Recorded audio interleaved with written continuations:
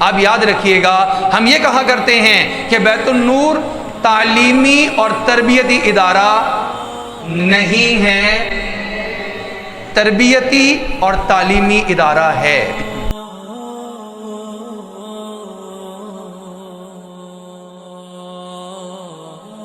بسم اللہ الرحمن الرحیم، نحمدہ ونصلی علی رسولہ الکریم۔ قال اللہ سبحانہ وتعالی فی القرآن المجید والفرقان الحمید، یا بنی اقم الصلاۃ وأمر بالمعروف وانہ عن المنکر۔ وقال اللہ سبحانہ وتعالی فی مقام آخر، قل هل يستوی الذین یعلمون والذین لا یعلمون۔ میرے انتہائی قابل عزت و احترام معزز والدین کرام، جو طلباء یہاں تشریف فرما ہیں، ہمارے ہاں پڑھائی کا بھی دن ہے، ہم نے اس کو چھٹی کا دن نہیں رکھا، لیکن والدین کے ساتھ ملاقات کا دن بھی سال میں کم از کم ایک مرتبہ ہم چاہتے ہیں کہ یہ ملاقات ضرور ہو جائے۔ اور کچھ احباب کی طرف سے یہ رائے تھی کہ 2 مرتبہ سال میں ہونا چاہیے، اس لیے کہ موضوع ایک طرح کا تو سامنے آ جاتا ہے، ایک اور موضوع ہے جو کہ طلباء سے براہ راست متعلقہ اور والدین کے کرنے کا کام ہے، وہ عام طور پہ سامنے نہیں آ پاتا۔ تو انشاءاللہ ہم کوشش کریں گے کہ اس تعلیمی سال میں ہم 2 مرتبہ آپ حضرات سے ملاقات کریں، اور 2 مرتبہ یہ یوم والدین کا سلسلہ اور آپس کی ملاقات کا سلسلہ، جس کے اندر والد بھی موجود ہوں اور والدہ بھی موجود ہوں، انشاءاللہ اس کو ہم جاری و ساری رکھیں گے۔ سب سے پہلی بات جس کا میں آپ کے سامنے اظہار کرنا چاہتا ہوں وہ یہ ہے کہ آپ وہ والدین ہیں کہ جو دنیا کے خوش قسمت ترین والدین ہیں، اس لیے کیونکہ آپ نے اپنی اولاد کو، اپنے بچوں کو دینی تعلیم کے حاصل کرنے کے لیے، خاص طور پر قرآن مجید کے حفظ کے لیے آپ نے وقف فرمایا۔ وہ اسکول میں پڑھ رہے تھے، کوئی بچہ تیسری کلاس میں، کوئی چوتھی کلاس میں، کوئی 5ویں کلاس میں ہوگا، وہاں سے پڑھتے ہوئے بچے میں سے بھی جو ذہین بچے ہوں گے آپ کے، یقیناً ان کا انتخاب کیا ہوگا کہ یہ بچے ذہین ہیں، یہ قرآن مجید حفظ اچھے انداز سے اور جلد کر سکتے ہیں، لہٰذا ان کا انتخاب کیا جائے اور ان کو قرآن پاک جیسی بابرکت کتاب اس کو حفظ کرنے کے لیے منتخب کیا جائے۔ لاکھوں نہیں کروڑوں والدین اس دنیا میں اور ہمارے ملک پاکستان میں موجود ہیں جو دینی ذہن رکھتے بھی ہیں، لیکن اتنی ہمت کرنا کہ اپنی اولاد کو حفظ قرآن کے لیے منتخب کر لینا، الگ کر لینا، وقف کر لینا، یہ ان میں سے بھی چند ایک والدین کے حصے میں یہ نعمت عظمیٰ آتی ہے۔ تو سب سے پہلی بات تو یہ ہے کہ اللہ رب العزت نے آپ لوگوں پر بہت بڑا احسان فرمایا کہ اپنے کلام پاک کے یاد کرنے کے لیے آپ کے خاندان کو اور آپ لوگوں کو منتخب فرما لیا۔ اس کے ساتھ ساتھ یہ سمجھنا بھی ضروری ہے کہ وہ بچہ بھی انتہائی خاص ہے جو اللہ رب العزت نے آپ کو عطا فرمایا، آپ کے گھر میں عطا فرمایا، اور اللہ نے آپ کے دل میں یہ بات ڈالی کہ میں اپنے اس بچے کو حفظ قرآن کے لیے منتخب کر لیتا ہوں۔ وہ بچے کا بھی انتخاب ہے، اس کا آپ کے ہاں دنیا میں تشریف لانا، پھر قرآن پاک کے لیے وقف ہونا، اس کا روزانہ یہاں بیٹھ کر قرآن مجید سیکھنا، پڑھنا، یاد کرنا،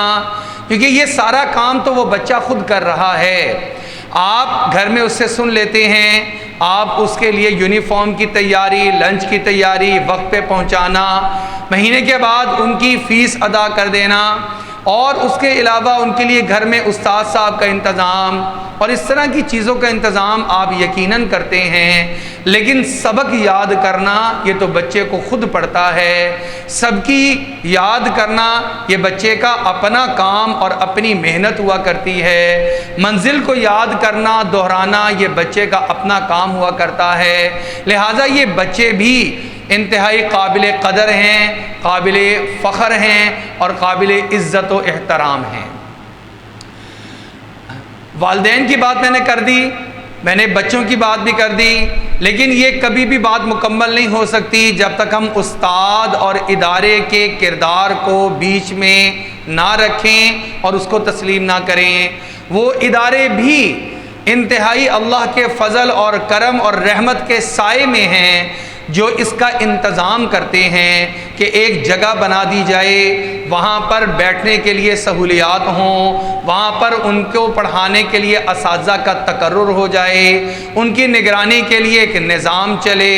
ان کے لیے خدام رکھے جائیں، ان کی رپورٹ باقاعدہ بنائی جائے۔ پھر آپ کو پتہ ہے بچے آپ کے گھروں میں رہتے ہیں، میرے گھر میں بچے ہیں، کہ بچے آج کل اللہ رب العزت نے ایسی ان کو ذہانت عطا فرمائی ہے کہ ہم والدین بھی بعض اوقات ان کے سوالات کے جوابات دینے سے قاصر ہو جاتے ہیں۔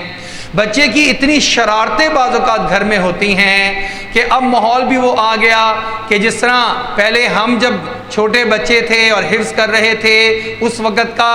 دور اور تھا، والدین کا عزت اور احترام تو ہوتا ہی تھا، لیکن اس کے ساتھ ساتھ والدین کا ڈر اور خوف بھی ہوا کرتا تھا۔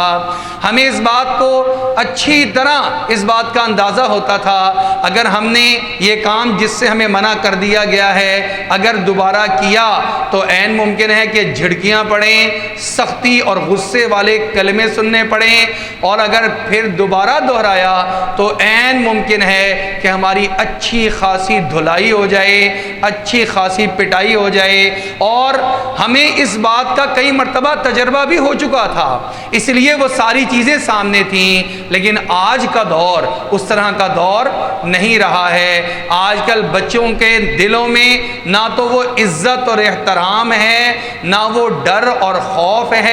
لہٰذا بچے کو درست راستے پہ رکھنے کے لیے جس طرح والدین پریشان ہیں کہ جیسے جیسے بچہ بڑا ہو رہا ہے، پہلے تو ہم سوچتے تھے چھوٹا بچہ ہے کوئی بات نہیں، کچھ دیر میں کچھ سالوں میں بڑا ہو جائے گا تو پھر یہ شرارتیں چھوڑ دے گا، یہ کام چھوڑ دے گا، یہ بدتمیزی چھوڑ دے گا۔ وہ جو نئے نئے جملے سیکھتا ہے، وہ جو نئی نئی باتیں پھر اپنی والدہ اور والد سے بھی بعض اوقات کر دیتا ہے، وہ بدتمیزی کے زمرے میں آتی ہیں، لیکن ہم اس کو برداشت بھی کر لیتے ہیں، کوئی بات نہیں ابھی بچہ ہے، بڑا ہو جائے گا تو سمجھدار ہو جائے گا۔ بعض اوقات تو ہم سمجھانے سے بھی رک جاتے ہیں،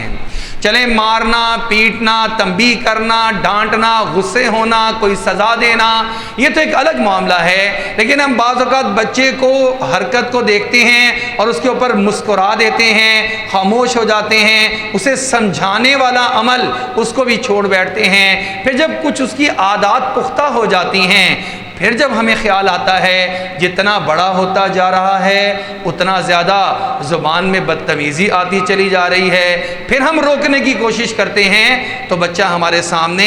اس سے زیادہ ریئیکشن دیتا ہے۔ وقت جو تھا تربیت کا وہ ہم نے گنوا دیا،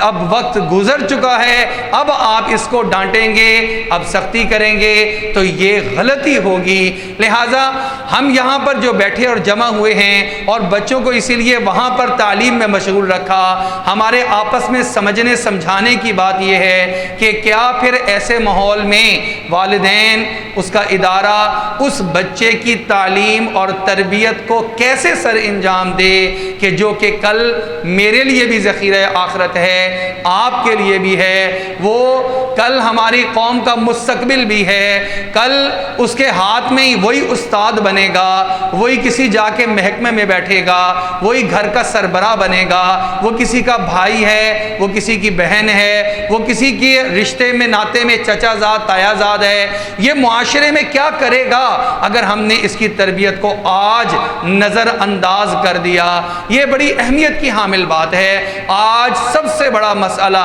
بچوں کی تعلیم کے ساتھ ساتھ تربیت کا بنا ہوا ہے۔ تو آپ کے ادارے بیت النور نے یہ ترتیب بنائی ہے کہ ہم اپنی ہر برانچ میں اس والدین کو اکٹھا کرتے ہیں اور اپنی کچھ چیزیں آپ کے سامنے رکھتے ہیں، اور ہم چاہتے ہیں آپ لوگ بھی ہمارے ساتھ شامل ہو جائیں، اس لیے کیونکہ صرف اتنا کر دینا کہ جی ہم نے بڑا اچھا ادارہ دیکھ کر وہاں پہ داخلہ دلوا دیا ہے اور بس ہماری ذمہ داری پوری ہو گئی، یہ ہماری بہت بڑی غلطی ہوگی۔ ہم معاشرے میں سب سے بیسٹ اسکول دیکھیں اور کہیں کہ اس کی تعلیم بھی اچھی ہے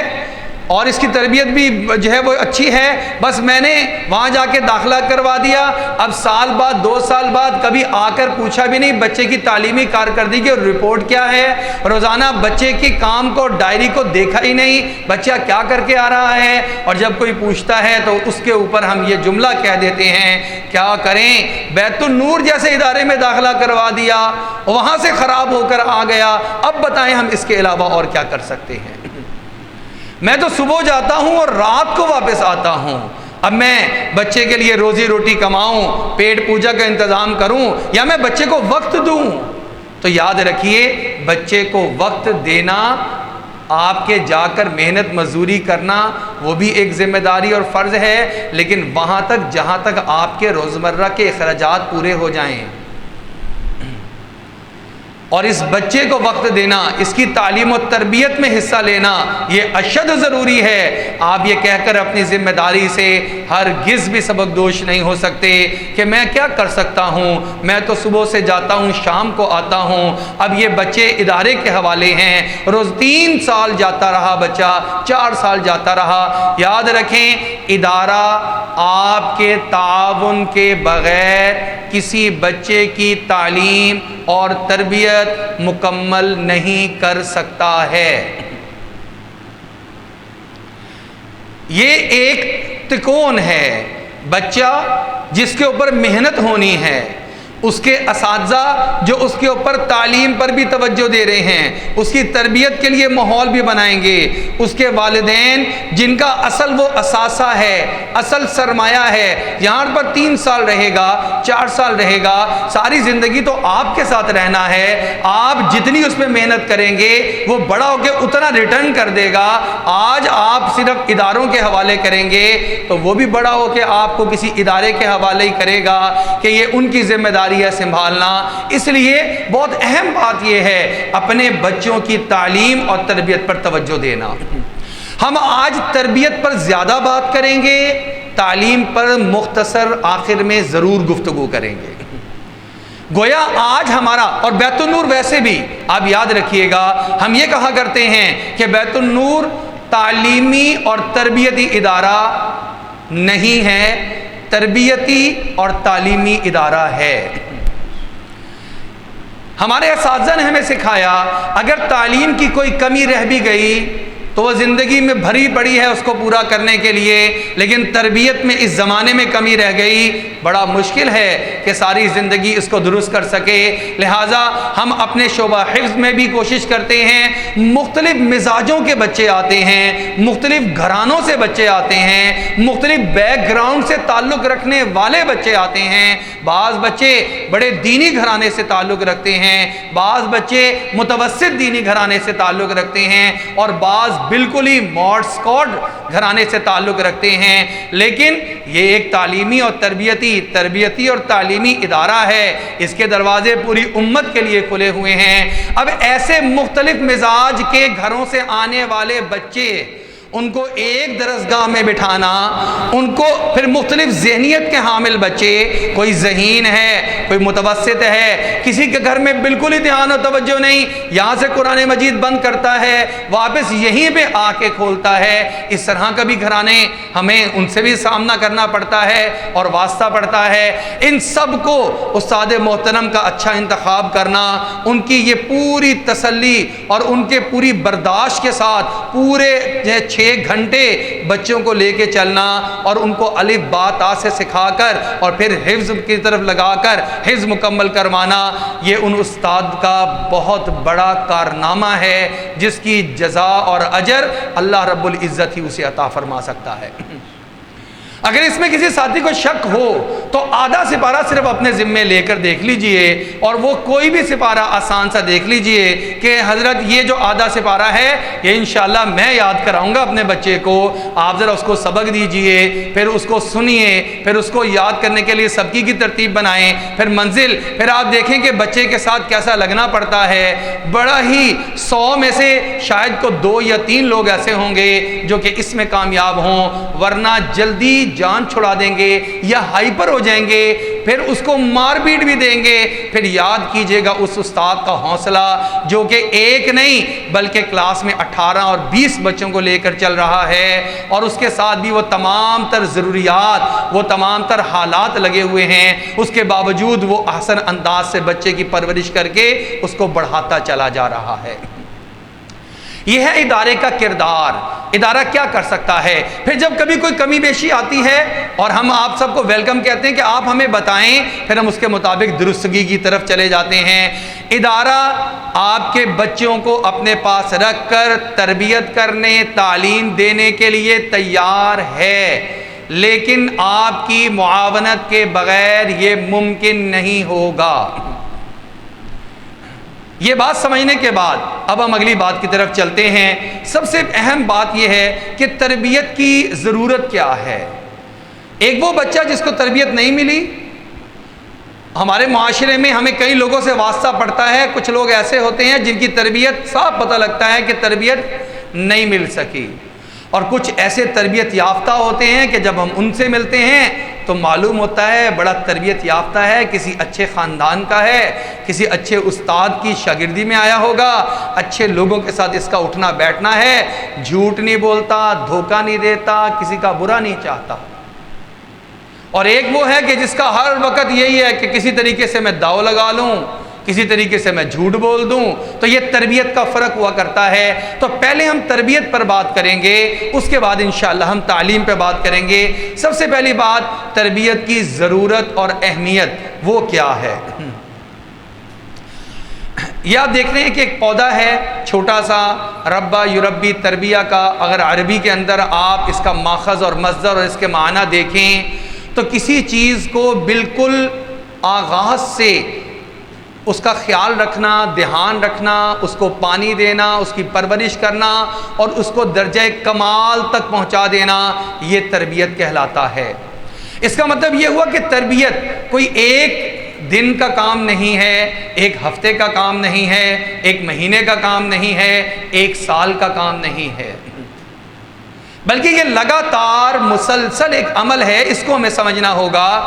ورنہ عام طور پہ جملہ سننے کو ملتا ہے، بچے کو بلایا جاتا ہے، بچے کے والد کو بلایا جاتا ہے، بچہ آج کل سبق یاد کر کے نہیں آ رہا، خیریت تو ہے، گھر میں کوئی مسئلہ تو نہیں۔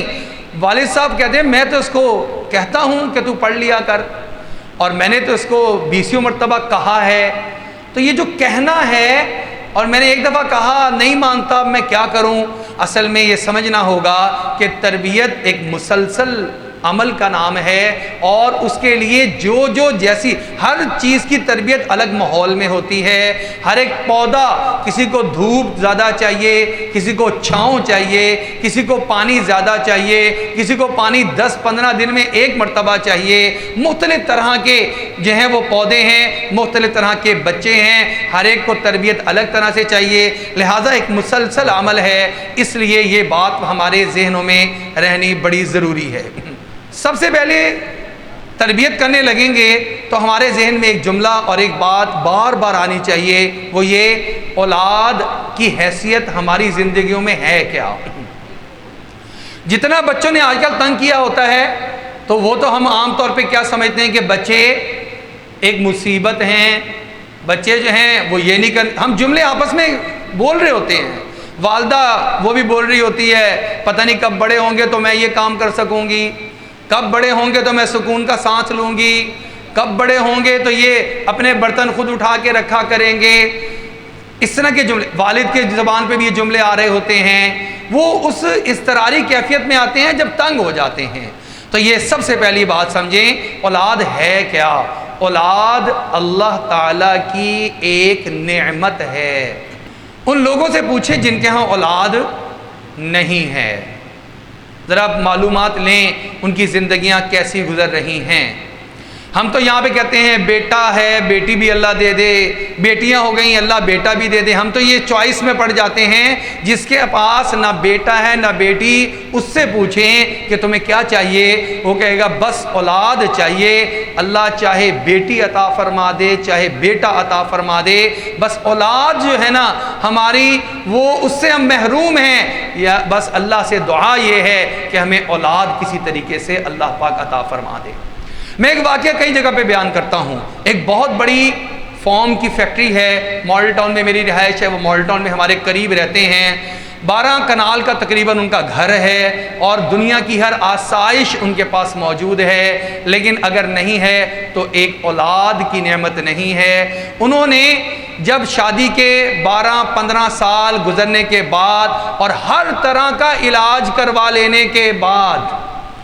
اور دنیا کے ہر ملک میں جا کر اپنے علاج کے لیے دونوں نے جانے کے بعد جب مایوس ہو گئے تو انہوں نے ایک بچہ ایڈاپٹ کر لیا. جو بچہ ایڈاپٹ کیا وہ بچہ یتیم خانے سے لیا اور بالکل چھوٹا بچہ لیا کہ جس کی ابھی تک کوئی شناخت نہ ہو. اس کو لیا، اس کو نئی شناخت دی، اس کا نام رکھا اور ایک گرینڈ پارٹی کی، اور اس پارٹی کا جو آنکھوں دیکھا حال شاید ہی اس جیسی خوشی کی پارٹی اور کوئی ہم نے اپنی آنکھوں سے اور نظروں سے دیکھی ہو اور شاید دیکھ بھی نہ سکیں. کئی 100 طرح کی ڈشیں جس میں کھانے بھی ہیں اور روسٹ بھی ہیں اور چاولوں کی بھی، بریانی کی، اور پتہ نہیں کتنی ڈشیں ہیں، میٹھے کی ڈشیں. جس طرح بوفے سسٹم لگتے ہیں اس طرح کا سسٹم لگایا گیا اور لوگ آ رہے ہیں اور آ کر سب اس کو مبارکباد دے رہے ہیں. اور وہ بچہ جو انہوں نے گود میں اٹھایا ہے وہ پتہ ہے ان کا اپنا نہیں، لیکن چونکہ آ رہے ہیں بڑی فیملی کو مبارکباد دینی ہے. کتنا پیارا بچہ لگ رہا ہے، کتنا کیوٹ ہے، اس کی آنکھیں کتنی پیاری ہیں. نہ تمہارے باپ پہ اس کی آنکھیں ہیں، نہ ماں پہ آنکھیں ہیں، وہ تو کسی اور کی اولاد ہے، لیکن مبارکباد دے رہے ہیں. اور کوئی سونے کے سیٹ دے رہا ہے، بڑی لوگوں کے انعامات اور ان کی جو ہیں کیا کہتے ہیں تحائف تھے وہ بھی اتنے قیمتی تھے. اور ایک مصنوعی پن نظر آ رہا ہے پورے کے پورے ماحول کے اندر. وہ ماں اور باپ بھی مصنوعی خوشی کا اظہار ہی کر رہے ہیں اور مبارکباد دینے والے بھی مصنوعی طور پر ہی مبارکباد پیش کر رہے ہیں. تو جس کو اللہ نے حقیقی اولاد عطا فرمائی ہو اس کے لیے کتنی بڑی نعمت ہے. اولاد ایک نعمت ہے. سب سے پہلے تو یہ اپنے ذہنوں میں بٹھائیں، جب نعمت سمجھیں گے تو پھر اس کی قدر دانی ہوگی، کیونکہ اس کا شکریہ بھی ادا ہوگا. اس سے کہ انسان جو ہے وہ اپنے نعمتوں کا ہی شکر گزار ہوا کرتا ہے. اچھا، پھر اولاد تو اللہ نے دے دی، اب آگے اس کے 2 رخ بن سکتے ہیں. ایک ہے نیک اور صالح اولاد اور ایک ہے دوسری اولاد جو کہ ہم جملے ہی نہیں بولتے، ہم صرف ایک ہی طرف رہتے ہیں. نیک اور صالح اولاد جس کو ماں باپ کا بھی حق پتہ ہے، جس کو اپنے بنانے والے رب کا حق بھی پتہ ہے، جس کو بچپن سے بتایا گیا اور سکھایا گیا ہے اللہ کا شکر کیسے ادا کرتے ہیں نعمتوں کے ملنے پر، والدین کے کیسے شکر گزار ہوتے ہیں نعمتوں کے ملنے پر، جس کو یہ سکھایا گیا. تو نیک اور صالح اولاد یہ اللہ تعالیٰ کی بہت بڑی نعمت ہے. اسی لیے ہم ذرا قرآن مجید کا مطالعہ کریں. آپ میں بھی حفاظ بیٹھے ہوں گے کہ اللہ تعالیٰ سے جو دعائیں کی گئی ہیں، حضرات انبیاء علیہم السلام نے بھی جہاں اپنی قوم کی ہدایت کے لیے دعائیں مانگیں وہاں پر اولاد کی بھی دعائیں مانگیں. کئی سارے انبیاء ایسے ہیں جن کو جوانی کی عمر میں اولاد نہیں عطا ہوئی. جب وہ بڑھاپے کی طرف گئے اور جب انہوں نے اس بات کو شدت سے محسوس کرنا شروع کیا کہ اگر ہماری بھی اولاد ہوتی، ہم امت کی تربیت کر رہے ہیں، ہم اپنی اولاد کی بھی تربیت کرتے، ہمارے جانشین بنتے، ہمارے مشن اور کام کو آگے لے کے چلتے. تو انہوں نے اللہ رب العزت سے دعا مانگی ہے، لیکن دعا صرف اولاد کی نہیں مانگی، بلکہ عجیب بات ہے جتنی دعائیں مذکور ہیں قرآن مجید میں سب کی سب میں اولاد کے ساتھ ایک صفت لگائی گئی، اور وہ کیا ہے؟ یا اللہ تو مجھے نیک اور صالح اولاد عطا فرما. ورنہ آپ نے بھی دیکھا بہت سارے گھرانے ایسے ہوتے ہیں، اور اب تو سوشل میڈیا میں بہت ساری ویڈیوز ایسی آ جاتی ہیں کہ اولاد ہے اور اپنے باپ کی جان کی دشمن ہے۔ چند وراثت کے معاملات، چند روپے اور ٹکے ان کے بدلے میں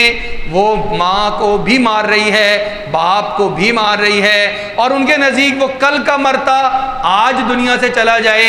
اس کی انہیں بڑی فکر ہے کہ یہ زیادہ لمبی عمر کیوں جی رہا ہے۔ یہ اس باپ کے بارے میں سوچ رہے ہیں جس نے اولاد کو بڑے ناز و نام سے پالا، اور ان کی لمبی دعائیں کرنے کے لیے انہوں نے خانہ کعبہ تک اپنا سفر کیا اور وہاں جا کے مانگا، یا اللہ میری اولاد کو لمبی عمر عطا فرما۔ وہی اولاد جس کی تربیت نہیں کی، دنیاوی نعمتیں دے دیں، آسائشیں دے دیں، لیکن اس کی تربیت نہیں کی۔ آج جب وہ بڑی ہو گئی ہے تو وہ کہتی ہے یہ باپ جب تک سر پہ بیٹھا ہے نہ کاروبار میں ہمارا اختیار بڑھ سکتا ہے، نہ ہمیں یہ جو پیسہ اور دولت اتنا سارا اس کا کمایا ہوا ہے وہ ہمیں مل سکتا ہے۔ تو اس لیے اللہ تعالیٰ کے برگزیدہ انبیاء علیہ السلام نے بھی اس عظیم نعمت کی خواہش کی۔ قرآن مجید میں حضرت ابراہیم علیہ نبینا وعلیہ السلام کی دعا، ربی حبلی من الصالحین، ترجمہ میرے پروردگار مجھے ایسا بیٹا دے جو نیک لوگوں میں سے ہو۔ لہذا صرف اولاد نہیں، اولاد تو اللہ نے دے دی، اچھا اب نیک بنانا، اس کے اندر کردار میرے اور آپ کی تربیت کا تھا، اس لیے ہم نے اس کو عنوان بنایا۔ اور نیک اولاد انسان کے لیے صدقہ جاریہ ہے۔ آپ صلی اللہ علیہ وسلم کا ارشاد مبارک، میں اس لیے یہ اہمیت آپ کے سامنے رکھ رہا ہوں کہ جب تربیت کے لیے ہم آمادہ اور تیار ہوں گے تب تربیت کریں گے۔ تو ہم دیکھیں تو صحیح کہ ہمیں آمادہ کرنے کے لیے اللہ رب العزت نے اور اللہ کے پیارے حبیب صلی اللہ علیہ وسلم نے ہماری ذمہ داریاں کیا لگائی ہیں اور ڈیوٹیاں کیا لگائی ہیں۔ چنانچہ آپ صلی اللہ علیہ وسلم کا ارشاد ہے، انسان مر جاتا ہے، دنیا سے چلا جاتا ہے، اس کا نامہ اعمال بھی بند کر دیا جاتا ہے۔ ظاہری بات ہے ابھی خود عمل کسی بھی طرح کا نہیں کر سکتا، لیکن 3 قسم کے اعمال کا ثواب مرنے کے بعد بھی اس کو ملتا رہتا ہے۔ سب سے پہلی چیز صدقہ جاریہ۔ صدقہ جاریہ کی بڑا وسیع مفہوم ہے، بہت وسیع مفہوم ہے۔ ایک درخت لگا دینا یہ بھی صدقہ جاریہ ہے، پانی کا کہیں انتظام کر دینا یہ بھی صدقہ جاریہ ہے، کسی مسجد میں تعمیر میں حصہ لے لینا صدقہ جاریہ ہے، مدرسے میں تعمیر میں حصہ لے لینا صدقہ جاریہ ہے، کسی بچے کی پرورش اور تعلیم میں معاونت کر دینا یہ صدقہ جاریہ ہے۔ صدقہ جاریہ کی بہت وسیع ایک رینج ہے۔ وہ علم جس سے فائدہ حاصل ہو، آپ نے کسی کو کوئی علم سکھا دیا، اس سے فائدہ اٹھا رہا ہے، آپ دنیا میں موجود نہیں ہیں لیکن اس کا اجر و ثواب آپ کو نامہ اعمال میں قبر میں موجود ہے، وہاں پر بھی ملے گا۔ تیسری چیز نیک اولاد جو والدین کے لیے دعا مانگے، یہ صحیح مسلم کی روایت ہے جو میں نے آپ کے سامنے رکھی ہے۔ اچھا اولاد ایک ایسی چیز ہے جس کے اندر یہ تینوں چیزیں بیک وقت بھی شامل ہو سکتی ہیں۔ اولاد واحد ایسی چیز ہے، اس کی آپ نے اچھی تربیت کر دی، وہ آپ کے لیے صدقہ جاریہ بھی بنے گی۔ وہ آپ نے ان کو صحیح علم سکھا دیا، وہ جب بھی قرآن مجید پڑھے گی آپ نے حافظ قرآن بنایا، دین کا داعی بنایا، دین کا عالم بنا دیا، عمل کے اوپر اس کو کھڑا کر دیا، وہ نیت کرے یا نہ کرے کوئی فرق نہیں پڑتا، اس کا اجر اور ثواب اس کے سکھانے والے استاد کو بھی پورا جائے گا اور اس کے والدین کو بھی پورا جائے گا، اور والد کو الگ سے پورا جائے گا، والدہ کو الگ سے پورا جائے گا، اور خاندان میں اگر کسی اور نے بھی اس کی تربیت میں حصہ لیا ہے، بعض اوقات جوائنٹ فیملی سسٹم میں چچا، تایا، دادا یہ زیادہ توجہ کر رہے ہوتے ہیں، بیٹا کتنا سبق یاد ہو گیا، کتنے پارے ہو گئے، لاؤ مجھے سنا دیا کرو، فکر کرتے ہیں، بعض اوقات چھوڑ کے بھی جاتے ہیں، لے کر بھی جاتے ہیں، ان کو بھی اللہ رب العزت پورا اجر اور ثواب اس بچے کے پڑھنے کا پڑھانے کا عطا فرماتے ہیں۔ اور اللہ کے ہاں تقسیم کر کے نہیں دیا جاتا کہ اس بچے نے جو آج پڑھا اس کا ثواب مثال کے طور پہ 1,00,000 نیکیاں ہیں تو اب تقسیم کرو کتنے لوگوں میں تقسیم ہوں گی، کچھ حصہ استاد کو چلا گیا، کچھ حصہ والد کو چلا گیا، کچھ والدہ کو چلا گیا، کچھ اور اس کے رشتہ دار اہل و عیال جنہوں نے معاونت کی تھی ان کو چلا گیا۔ ایسا اللہ کے ہاں نظام نہیں ہے، یہ پورا 1,00,000 نیکیوں کا اگر اجر اور ثواب ہے پورا اس کے استاد کو جائے گا، پورا اس کے والد کے نامہ اعمال میں، پورا اس کی والدہ کے نامہ اعمال میں، اور جو کوئی معاونت کرتا رہا پورا اللہ رب العزت سخی ہیں، کریم ہیں، سب کو پورا اجر و ثواب عطا فرما دیتے ہیں۔ لہٰذا یہ اولاد، نیک اولاد، صرف اولاد نہیں، نیک اولاد۔ آج کل بدقسمتی سے ہم خود ہی موبائل میں، لیپ ٹاپ میں، سوشل میڈیا میں اتنے الجھ گئے ہیں کہ بچوں کو منع کرنا یا بچوں کی تربیت کرنا، اس کے لیے وقت ہی نہیں رہا، وہ وقت کھا گئی ہیں چیزیں ہماری۔ جو ہمارے زمانے میں ہم نے دیکھا کہ بڑے سوتے وقت کوئی نہ کوئی اچھی کہانی سنایا کرتے تھے جس کے اندر کوئی سبق ہوتا تھا، آج باپ نے یا ماں نے بھی ادھر موبائل پکڑا ہے، ادھر بچے کو تھپکی دے کے سلا رہی ہیں، اپنا وہ عمل بھی پورا رہے، ادھر بچہ بھی تربیت پا جائے، بچہ بھی سو جائے۔ تو اس طرح کرنے سے ہمارے رویے اگر یہ رہیں گے اور ہم چاہیں کہ بچے ہمارے بڑے فرما بردار نکلیں، بچے جو ہیں وہ ہمارا بڑا خیال رکھنے والے نکلیں، تو کیسے نکلیں گے؟ ہم اپنے ہاتھوں سے ایک ایسی نسل کو تیار کر رہے ہیں اور اتنی بے حسی دکھا رہے ہیں، اور گویا ہم بے حسی ان میں منتقل کر رہے ہیں، اور چاہتے یہ ہیں یہ بڑے احساس والے بچے ہوں، بڑے مؤدب بچے ہوں۔ ہم نے تو ان کو 6 مہینے پیچھے مڑ کے دیکھا نہیں کہ کر کیا رہے ہیں، اور بعد میں ہمیں ایک دم خیال آیا، او ہو میرے بچے جو ہیں ان کو یہ کیا ہو گیا۔ آپ نے خود اپنے ہاتھوں سے یہ سب کچھ کیا ہے، لیکن اپنے ہاتھوں سے اس کو درست بھی کر سکتے ہیں۔ اس کے لیے ہم آج یہاں جمع ہوئے ہیں۔ یہ حدیث مبارکہ ہم نے اپنے سامنے رکھنی ہے اور ہر وقت رکھنی ہے تاکہ بچوں کی تربیت میں آسانی رہے۔ اچھا، صرف یہ بات نہیں ہے کہ نیک اولاد دنیا میں والدین کے لیے نیک نامی کا باعث بنے، دنیا سے والدین چلے جاتے ہیں، ہم کسی کو ملتے ہیں، کسی سے معاملہ ہوتا ہے تو ہم کہتے ہیں بڑا نیک آدمی ہے، انہوں نے کہا یہ والد کی تربیت کا اثر ہے، ان کی والدہ کی تربیت کا اثر ہے، ان کی والدہ بہت نیک تھی۔ قرآن مجید کا وہ واقعہ آپ کے سامنے ہے جو کہ 16ویں سپارے میں موجود سورہ کہف میں، کہ حضرت خضر علیہ السلام، موسیٰ علیہ السلام کا واقعہ، اس میں ایک کیا ہے، میں صرف وہ موضوع کا انتخاب جس سے متعلقہ جو ہے وہ آپ کے سامنے بات رکھوں گا، کہ ایک علاقے میں آئے، ان کو کہا کہ ہماری مہمان نوازی کرو۔ وہ ایسے لوگ تھے، سخت دل تھے، احساس سے عاری لوگ تھے کہ پتہ ہے مہمان آئے ہیں، پھر بھی اتنی ہمت نہیں کر رہے۔ اس وقت میں نہ ہوٹل، نہ سرائے، نہ اس طرح کی چیزیں، لوگ جو ہیں وہ اپنے دروازے کھول دیا کرتے تھے کہ آپ یہاں پہ قیام پذیر ہو جائیں۔ ابھی بھی 20-25 سال پہلے ہم جماعتوں میں جاتے تھے تو مسجد میں عشاء کے بعد اعلان ہو جاتا تھا، بھئی میں مسافر آیا ہوں اور یہاں پر مسجد میں قیام ہے۔ اتنا کہہ دینا کافی ہوتا تھا، اس کے لیے بستر بھی ایک گھر سے آ جاتا تھا، کھانا دوسرے گھر سے آ جاتا تھا، صبح کا ناشتہ کسی اور گھر سے آ جاتا تھا۔ چنانچہ یہ ابھی تک بھی روایت ریت ابھی بھی موجود ہوگی۔ میں اس وقت کی بات کر رہا ہوں کہ انہوں نے کہا کہ ہماری مہمان نوازی کرو، ہمیں کہیں ٹھہرا دو، تو انہوں نے انکار کر دیا اور کہا اگلے گاؤں میں چلے جاؤ، اگلے گاؤں میں ہیں ایسے ہمدرد لوگ جو کہ مہمانوں کو ٹھہراتے ہیں، ان کا اکرام کرتے ہیں، ادھر چلے جاؤ۔ اب وہاں سے نکل رہے ہیں اور نکلتے نکلتے دیکھا کہ ایک دیوار بالکل گرنے والی ہے اور ان قریب آج کل ابھی یہ گر جائے گی، اور گرے گی بھی، راستہ ہے، راستے کے اوپر تو نقصان بھی ہو سکتا ہے۔ تو خضر علیہ السلام نے جاتے جاتے اس کو ہاتھ لگایا اور اس کو دوبارہ سے جیسے تازہ دیوار بنی ہو، سیدھی دیوار بنی ہو، ویسے اس کو کھڑا کر دیا۔ موسیٰ علیہ نبینا علیہ السلام نے اس وقت میں پھر دوبارہ بولے، یہ آپ نے کیا کیا؟ جو ہمارے ساتھ برا سلوک کرتا ہے، ہمیں مہمان نوازی سے انکار کرتا ہے،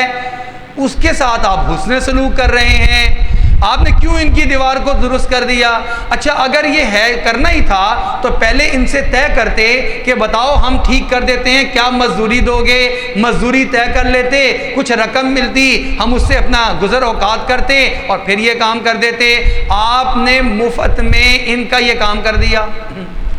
تو جو جواب دیا ہے حضرت خضر علیہ السلام نے بعد میں جب سب چیزیں بتائیں تو اس میں یہ کہا کہ یہ ایک دیوار ایسی تھی جس کے نیچے خزانہ دفن تھا،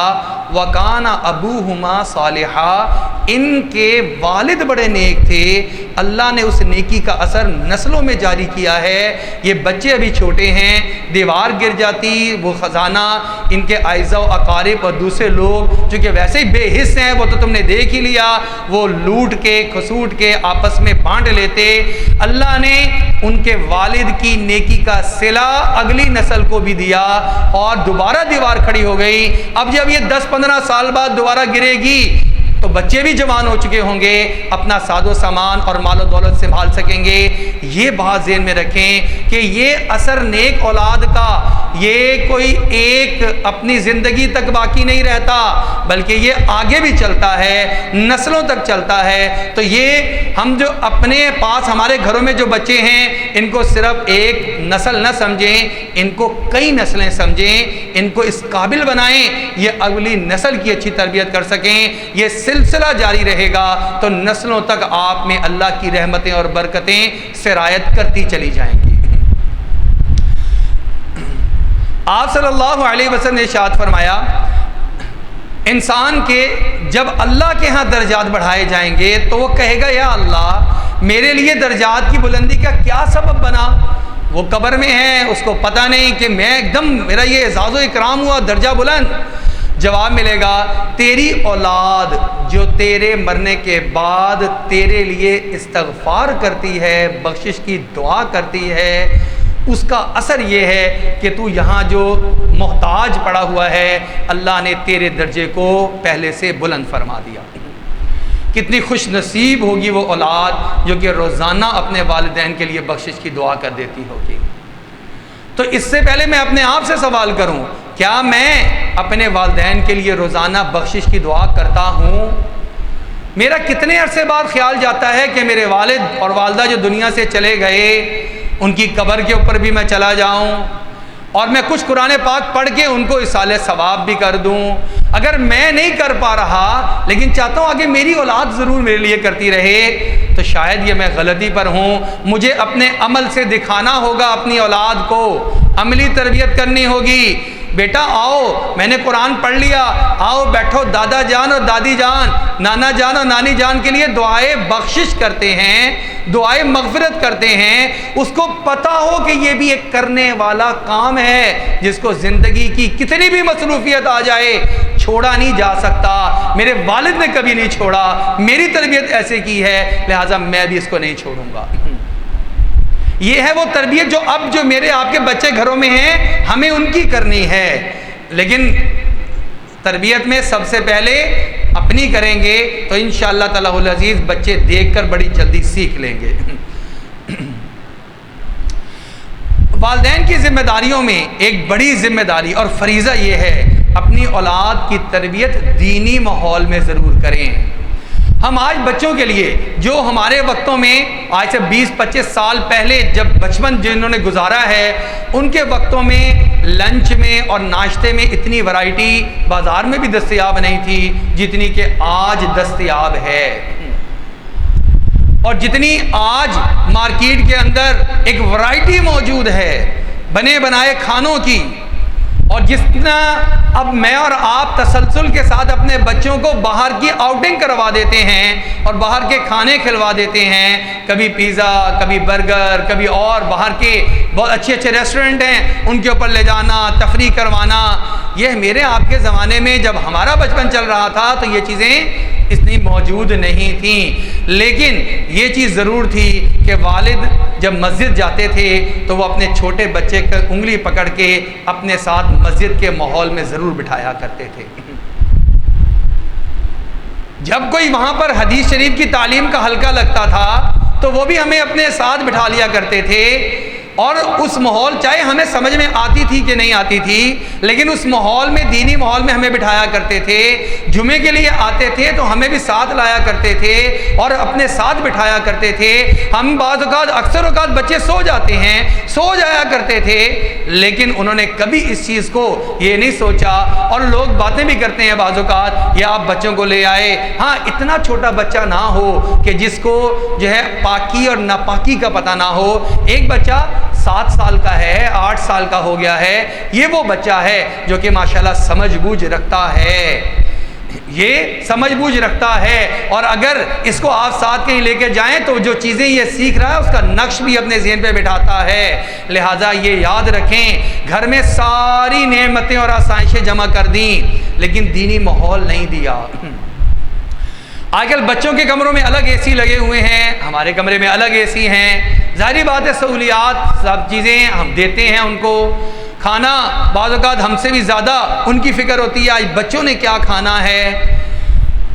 سواری ان کے لیے موجود ہے۔ ہمیں تو ویگنوں پہ بھی بھیجا کرتے تھے، جاؤ ویگنوں پہ جاؤ فلانی چیز جاؤ، آج ہم نے ان کے لیے ڈرائیور رکھ لیے ہیں، مختلف آسائشیں سہولیات دے رہے ہیں، دینی چاہیے۔ ہم ان کی گویا کہ اچھی پرورش کرنے کے خواہاں ہیں، لیکن یہ بھی دیکھیں کہ جو دینی ماحول کا اثر تھا یا وہ ذمہ داری تھی، کیا وہ بھی پوری ہو رہی ہے یا نہیں ہو رہی؟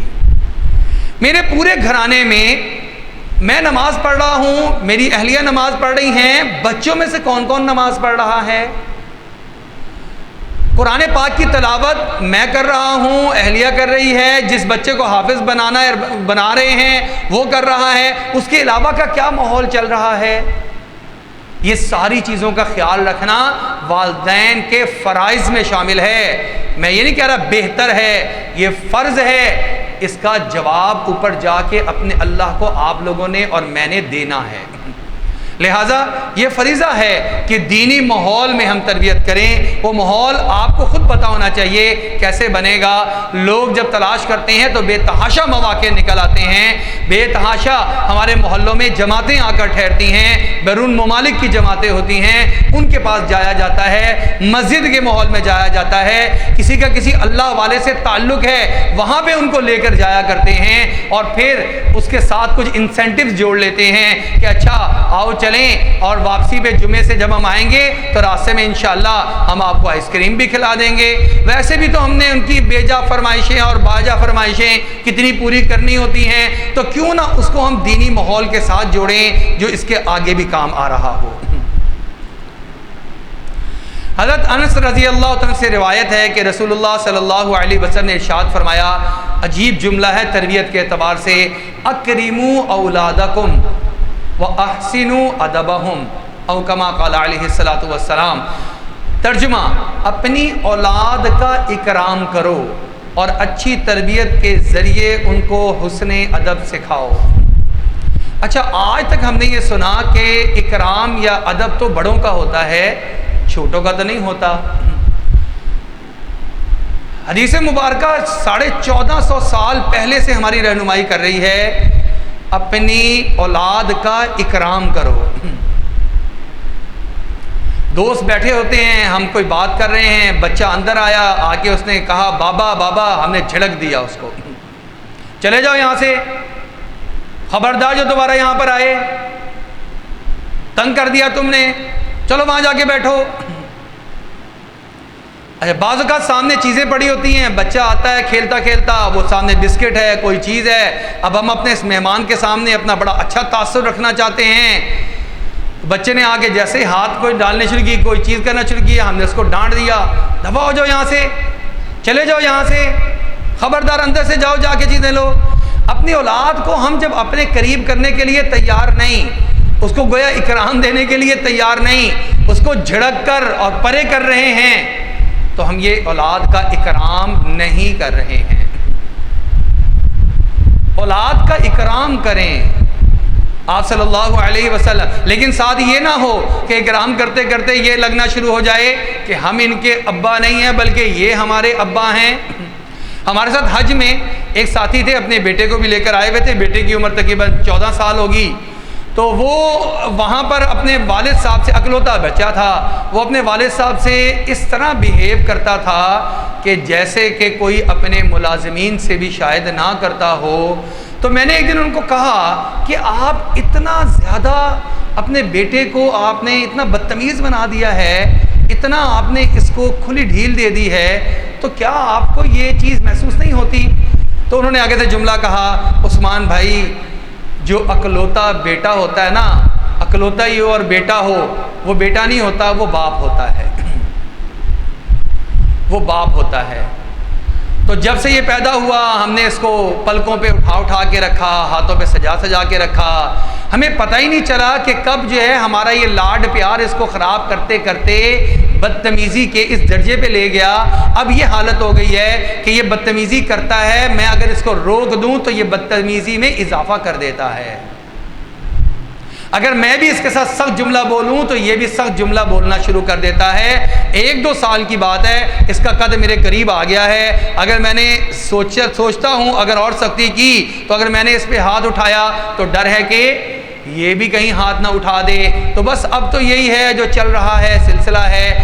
اب وہ کہتے ہیں میں حج پہ بھی اس لیے لے کر آیا ہوں شاید یہاں آ کے ٹھیک ہو جائے، یہ تو آپ کے گھر میں ٹھیک ہو جانا تھا جو اس کے ٹھیک ہونے کا وقت تھا۔ اب آپ اس کو خانہ کعبہ لے آئے ہیں، اللہ کرے اللہ جل شانہ اس کے دل کو تبدیل فرمائے، اس لیے کہ مایوسی تو کسی صورت نہیں ہونی چاہیے، مایوسی کو تو گناہ قرار دیا گیا، اور محنت کو اور جہد مسلسل کو کبھی نہ روکنے کا حکم دیا گیا، لہٰذا وہ تو چلتی رہے۔ لیکن ایک بنیادی غلطی کہاں ہو گئی، اتنی بڑی غلطی ہو گئی کہ آج یہاں تک بات پہنچ گئی۔ تو اکرام کرنا اور ہے، لیکن ساتھ فرمایا ان کو حسن ادب اور اچھا ادب بھی سکھاؤ، اور یہ اچھا ادب سکھانا ہی ان کا سب سے بڑا اکرام ہے۔ ہمارے لنک روڈ پہ ایک بہت بڑا شاپنگ مال ہے، ایک مرتبہ وہاں جانا ہوا، یہ میں اپنے بات اس لیے بتا رہا ہوں کہ آپ کی زندگی میں بھی ایسے بے تحاشا تجربے ہوں گے۔ وہاں پر جہاں پر سینریاں لگی ہوئی تھی وہاں پہ ایک باپ اور ان کا بیٹا اور اچھے خاصے مالدار اور صاحب ثروت لوگ لگ رہے تھے ظاہری حلیے سے، وہ دونوں کھڑے ہوئے ہیں اور ان کی گفتگو سے ایسے لگ رہا ہے جیسے نیا گھر بنایا ہے، اس کے لیے مختلف چیزیں خرید رہے ہیں، تو سینری بھی دیکھ رہے ہیں۔ تو باپ نے کہا کہ یہ والی جو سینری ہے یہ بہت اچھی ہے تو اس کو میں خرید لیتا ہوں۔ تو بیٹا ساتھ کھڑا ہوا ہے، اس نے کہا نہیں یہ نہیں ٹھیک ہے، یہ والی ٹھیک ہے۔ بڑا گفتگو چلتے چلتے ایک ایسی سینری تھی جس کے بارے میں باپ نے کہا بیٹا میرا دل کر رہا ہے یہ تو میں اپنے کمرے کے لیے لے ہی لوں۔ تو بیٹے نے کہا ابا جان آپ کو پتہ ہے نا کہ ان سارے معاملات کے اندر آپ سے زیادہ مجھے علم ہے،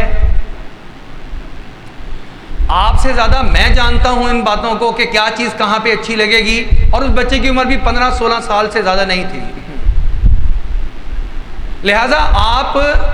پہلے بھی لے گئے تھے وہ بھی غلطی کی تھی، اب آپ پھر وہی پیسے ضائع کرنے والی بات کر رہے ہیں۔ اب وہ بیچارہ باپ دائیں بائیں دیکھ رہا ہے کہ کوئی اور تو نہیں ان جلمے کو سن رہا، اس میری بے عزتی کو کوئی اور تو نہیں سن رہا۔ یہ اصل میں یہ ہے اولاد کی بے کرامی کی ہے آپ نے، اولاد نعمت تھی، اس کی تربیت کرنی تھی، آپ نے لاڈ پیار میں خراب کیا، آپ نے اس حدیث شریف پہ عمل نہیں کیا، آپ نے مخالفت کی ہے اس حدیث شریف کی، اس کا خمیازہ آپ کو زندگی میں بھگتنا پڑ رہا ہے۔ اس لیے آپ صلی اللہ علیہ وسلم نے ارشاد فرمایا اپنی اولاد کا اکرام کرو، اور وہ کیا ہے کہ اچھی تربیت کے ذریعے سے ان کو حسن ادب سکھاؤ۔ اب اولاد کا اکرام کیا ہے، اس میں ہم نے 2-3 چیزیں سامنے آپ کے لائیں گے۔ سب سے پہلی چیز، کیونکہ یہ بڑا وسیع مفہوم ہے، اولاد کا اکرام یہ ہے کہ ان کو اللہ تعالیٰ کا عطیہ اور اس کی امانت سمجھ کر ان کی قدر اور ان کا لحاظ کیا جائے، لہٰذا بالکل ہی اپنے آپ سے کٹ آف کرنا، ان کو بالکل ہی نچلے درجے کا سمجھنا، یہ بھی ہمارے معاشرے میں ایک بڑی چیز ہے کہ میں اس کو نہیں لے جا سکتا اپنے دوستوں کے ہاں، اس کا یہ نہیں ٹھیک ہے وہ نہیں ٹھیک ہے۔ ایک والد کو میں جانتا ہوں کہ گاڑی میں سب بچے بیٹھ گئے، ایک بچے کو اتار دیا انہوں نے کہ بھائی تیرے کپڑے ٹھیک نہیں ہیں اور ہم جس رشتے دار کے گھر جا رہے ہیں ہماری عزت میں فرق پڑے گا، لہذا تو نیچے اتر جا۔ اس ایک کو گھر میں چھوڑ گئے، چچا تایا اکٹھے رہتے ہیں، جا تو فلانے چچا کے گھر چلا جا، اور بقایا سب کو لے گئے۔ وہ بچہ ساری زندگی اپنے والد کے اس رویے کے بارے میں کیا سوچے گا؟ لہذا اس کی قدر کی جائے، اس کا لحاظ کیا جائے، اور ان کو صحیح تعلیم اور صحیح تربیت سے آراستہ کیا جائے، حسب استطاعت ان کی ضروریات زندگی کا بندوبست کیا جائے۔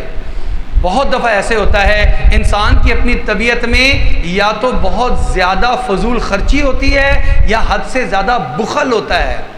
بخل ہوتا ہے، خود بھی بیمار ہو گیا تو ڈاکٹر کے پاس نہیں جانا، پیناڈول کی گولیاں کھا کے گزارا کر رہا ہے اسی طریقے سے ٹھیک ہو جاؤں۔ اہلیہ بیمار ہے، کہہ چکی ہے میری طبیعت ٹھیک نہیں ہے، کوئی بات نہیں، کیا ہو رہا ہے، کیا محسوس ہو رہا ہے، بخار ہو رہا ہے، کوئی بات نہیں، یہ پیناڈول کی گولی ہے، یہ کھاتے رہو۔ پیٹ میں درد ہو رہا ہے، کوئی بات نہیں، 7 اپ کی بوتل ہے اور یہ چورن ہے، یہ کھاؤ اور 7 اپ کی بوتل پی لو، انشاءاللہ جلدی ٹھیک ہو جاؤ گے۔ سر میں درد، وہ کئی عرصے سے وہ ایک شکایت کر رہی ہیں، اتنے بخل کی کیا ضرورت ہے کہ آپ ڈاکٹر کے پاس، معالج کے پاس بھی لے جانے کے لیے ان کو تیار نہیں ہیں۔ اولاد بیمار ہے، اولاد کو ضرورت ہے، اولاد کی ضروریات کا آپ خیال نہیں کر رہے، اپنی تو محفلیں لگی ہوئی ہیں اور کھانے اور سب چیزیں چل رہی ہیں، اور اولاد جو ہے ان کے کپڑے اور یونیفارم اور جوتوں کے بھی رعایت نہیں رکھی ہوئی، اولاد کی فیس ادا کرنی ہے، اس کے لیے تو 3 4 مہینے لیٹ کر دیا، اور اپنی جو دوسرے آپ کی فضول خرچیاں اور ہیں وہ اس میں بڑھ چڑھ کر آپ خرچ کر رہے ہیں۔ اعتدال نہیں ہے زندگی میں، اولاد کے احساس کمتری میں چلی جا رہی ہے، تو یہ تو ہماری اپنی کمزوری ہے۔ تربیت کرنے میں آسان چیز ہمارے رویے ہوا کرتے ہیں، تو یہ رویہ بہت ضروری ہے، ضروریات زندگی کا بندوبست کیا جائے۔ ہاں حسب استطاعت ہے، ظاہری بات ہے کسی کو دیکھ کر اس کی ریس نہیں کی جا سکتی ہے، یہ بچوں کو سمجھایا بھی جانا چاہیے۔ ایک بھائی آگے جا رہا ہے، ایک بھائی متوسط ہے، ایک بھائی کمزور ہے، تو اب یہ کمزور کی اولاد اگر اس کو ریس کرے گی تو ظاہری بات ان کو سمجھانا پڑے گا، بیٹا ان کے وسائل اور طرح کے ہیں، ہمارے وسائل اور طرح کے ہیں، ہمیں اللہ کا شکر ادا کرنا چاہیے، اللہ ہماری بھی تمام ضروریات کو پورا فرما رہے ہیں۔ ہاں خواہشات ہیں، بیٹا وہ آج نہیں، اللہ پھر زندگی میں پوری کروا دیں گے، آپ اچھی تعلیم اور اچھی تربیت حاصل کر لیں، زندگی میں پتہ نہیں کتنے مواقع آئیں گے جس میں انشاءاللہ یہ چیزیں پوری ہو جائیں گی۔ اور ان کو بوجھ اور مصیبت نہ سمجھا جائے، یہ سب اکرام میں داخل اور شامل ہے، یہ سب اکرام میں داخل اور شامل ہے۔ ایک جملہ، دو دوست آپس میں ملے اور یہ میرے آنکھوں کے دیکھا معاملہ ہے، تو اس نے کہا ہاں بھائی بچے کو کیا حال ہے، بچے تو بڑے ہو گئے ہوں گے؟ انہوں نے کہا جتنے بچے بڑے ہوتے ہیں اتنی مصیبت بڑی ہو جاتی ہے، پہلے قریب کے سکولوں میں بھیجنا ہوتا تھا اور تھوڑی فیسیں دینی ہوتی تھیں، اب دور کی یونیورسٹیوں میں بھیجنا پڑتا ہے، زیادہ اخراجات ہیں، زیادہ چیزیں ہیں، زیادہ بڑی مصیبت ہے، حالات جو ہیں وہ اس سے زیادہ ٹائٹ ہو گئے۔ تو جب آپ مصیبت سمجھیں گے تو پھر آپ کے ساتھ وہی معاملہ ہوگا جیسا آپ گمان رکھ رہے ہیں، لہٰذا بچوں کو مصیبت نہ سمجھا جائے، اعتدال میں رہتے ہوئے سارے معاملوں کو کیا جائے۔ ایک موقع پر صحابہ اکرام رضوان اللہ تعالی علیہم اجمعین نے آپ صلی اللہ علیہ وسلم سے عرض کیا، اے اللہ کے رسول صلی اللہ علیہ وسلم، بچے کا باپ پر کیا حق ہے؟ ہم تو کہتے ہیں نا والدین کے حق ادا نہیں کرتے، بچے کا بھی کوئی حق ہے، جب وہ چھوٹا بچہ ہے تب آپ نے بھی کچھ حقوق پورے کرنے ہیں، پھر اس قابل اس کو بنانا ہے کہ یہ بڑا ہو کے آپ کے حق ادا کر سکے۔ چنانچہ آپ صلی اللہ علیہ وسلم نے ارشاد فرمایا کہ ان یحسن اسمہ، ایک تو اس کا نام اچھا رکھے، ویحسن ادبہ، اور پھر اس کی تربیت بھی اچھی کرے۔ نام کے حوالے سے بھی ہمارے ہاں بڑی ایک عجیب و غریب فکر چل رہی ہے، ہمارا بچے کا نام یونیک ہونا چاہیے، اور بعض اوقات وہ دوسرے ملکوں کے ترکی کے ڈراموں سے متاثر ہو کے بہت سارے لوگ فون کرتے ہیں فلانا نام رکھ لیں بچے کا، بھائی یہ کیسا نام ہے، سنا نہیں، وہ ترکش نام ہے، ترکی کے ڈرامے میں فلانا نام آ رہا ہے، تو ہم چاہتے ہیں اپنے بچے کو، اب آپ دیکھیں نسبت کدھر جوڑ رہے ہیں آپ، ایسا نام ہو یونیک ہو، ایسا ہو جو پہلے ہو نہ کسی کا، یہ پتہ نہیں کیا تہذیب چل پڑی ہے۔ اچھا اس کا بھی علاج ہے، اب آپ سمجھیں، آپ صلی اللہ علیہ وسلم نے اور ہمارے دین و شریعت نے اس نام کے رکھنے کی بھی بڑی اہمیت بیان کی ہے۔ بعض اوقات تو ہم یہ کرتے ہیں کہ اب تو خیر کم ہو گیا، گاؤں دیہات میں اب بھی ہے کہ قرآن مجید کھولا، جہاں پر انگلی رکھی، جو نام سامنے آ گیا اپنے بچے کا نام وہی رکھ دیا۔ ایک بچی ہمارے پاس داخلے کے لیے آئی، ہم نے پوچھا کیا نام ہے، انہوں نے کہا انعمتا، ہم نے کہا یہ کیا نام ہوا؟ اس نے کہا سورہ فاتحہ میں آپ نے وہ دیکھا نہیں، پڑھا نہیں ہے، پڑھتے نہیں ہے، سورہ فاتحہ سے لیا ہم نے۔ بھائی سورہ فاتحہ سے لیا ہے آپ نے، قرآن مجید میں تو پھر فرعون کا نام بھی ہے، شیطان کا بھی ہے، آپ کی اگر انگلی خدا نہ خواستہ اس شیطان کے نام پر آ گئی تو پھر آپ کیا وہ نام رکھ لیں گے کہ قرآن مجید میں چونکہ شیطان کا نام بھی ہے، خنزیر کا لفظ بھی ہے، اور بھی بہت ساری اس طرح کی چیزیں جس کو اللہ نے بیان کیا ہے ان کی برائی کو،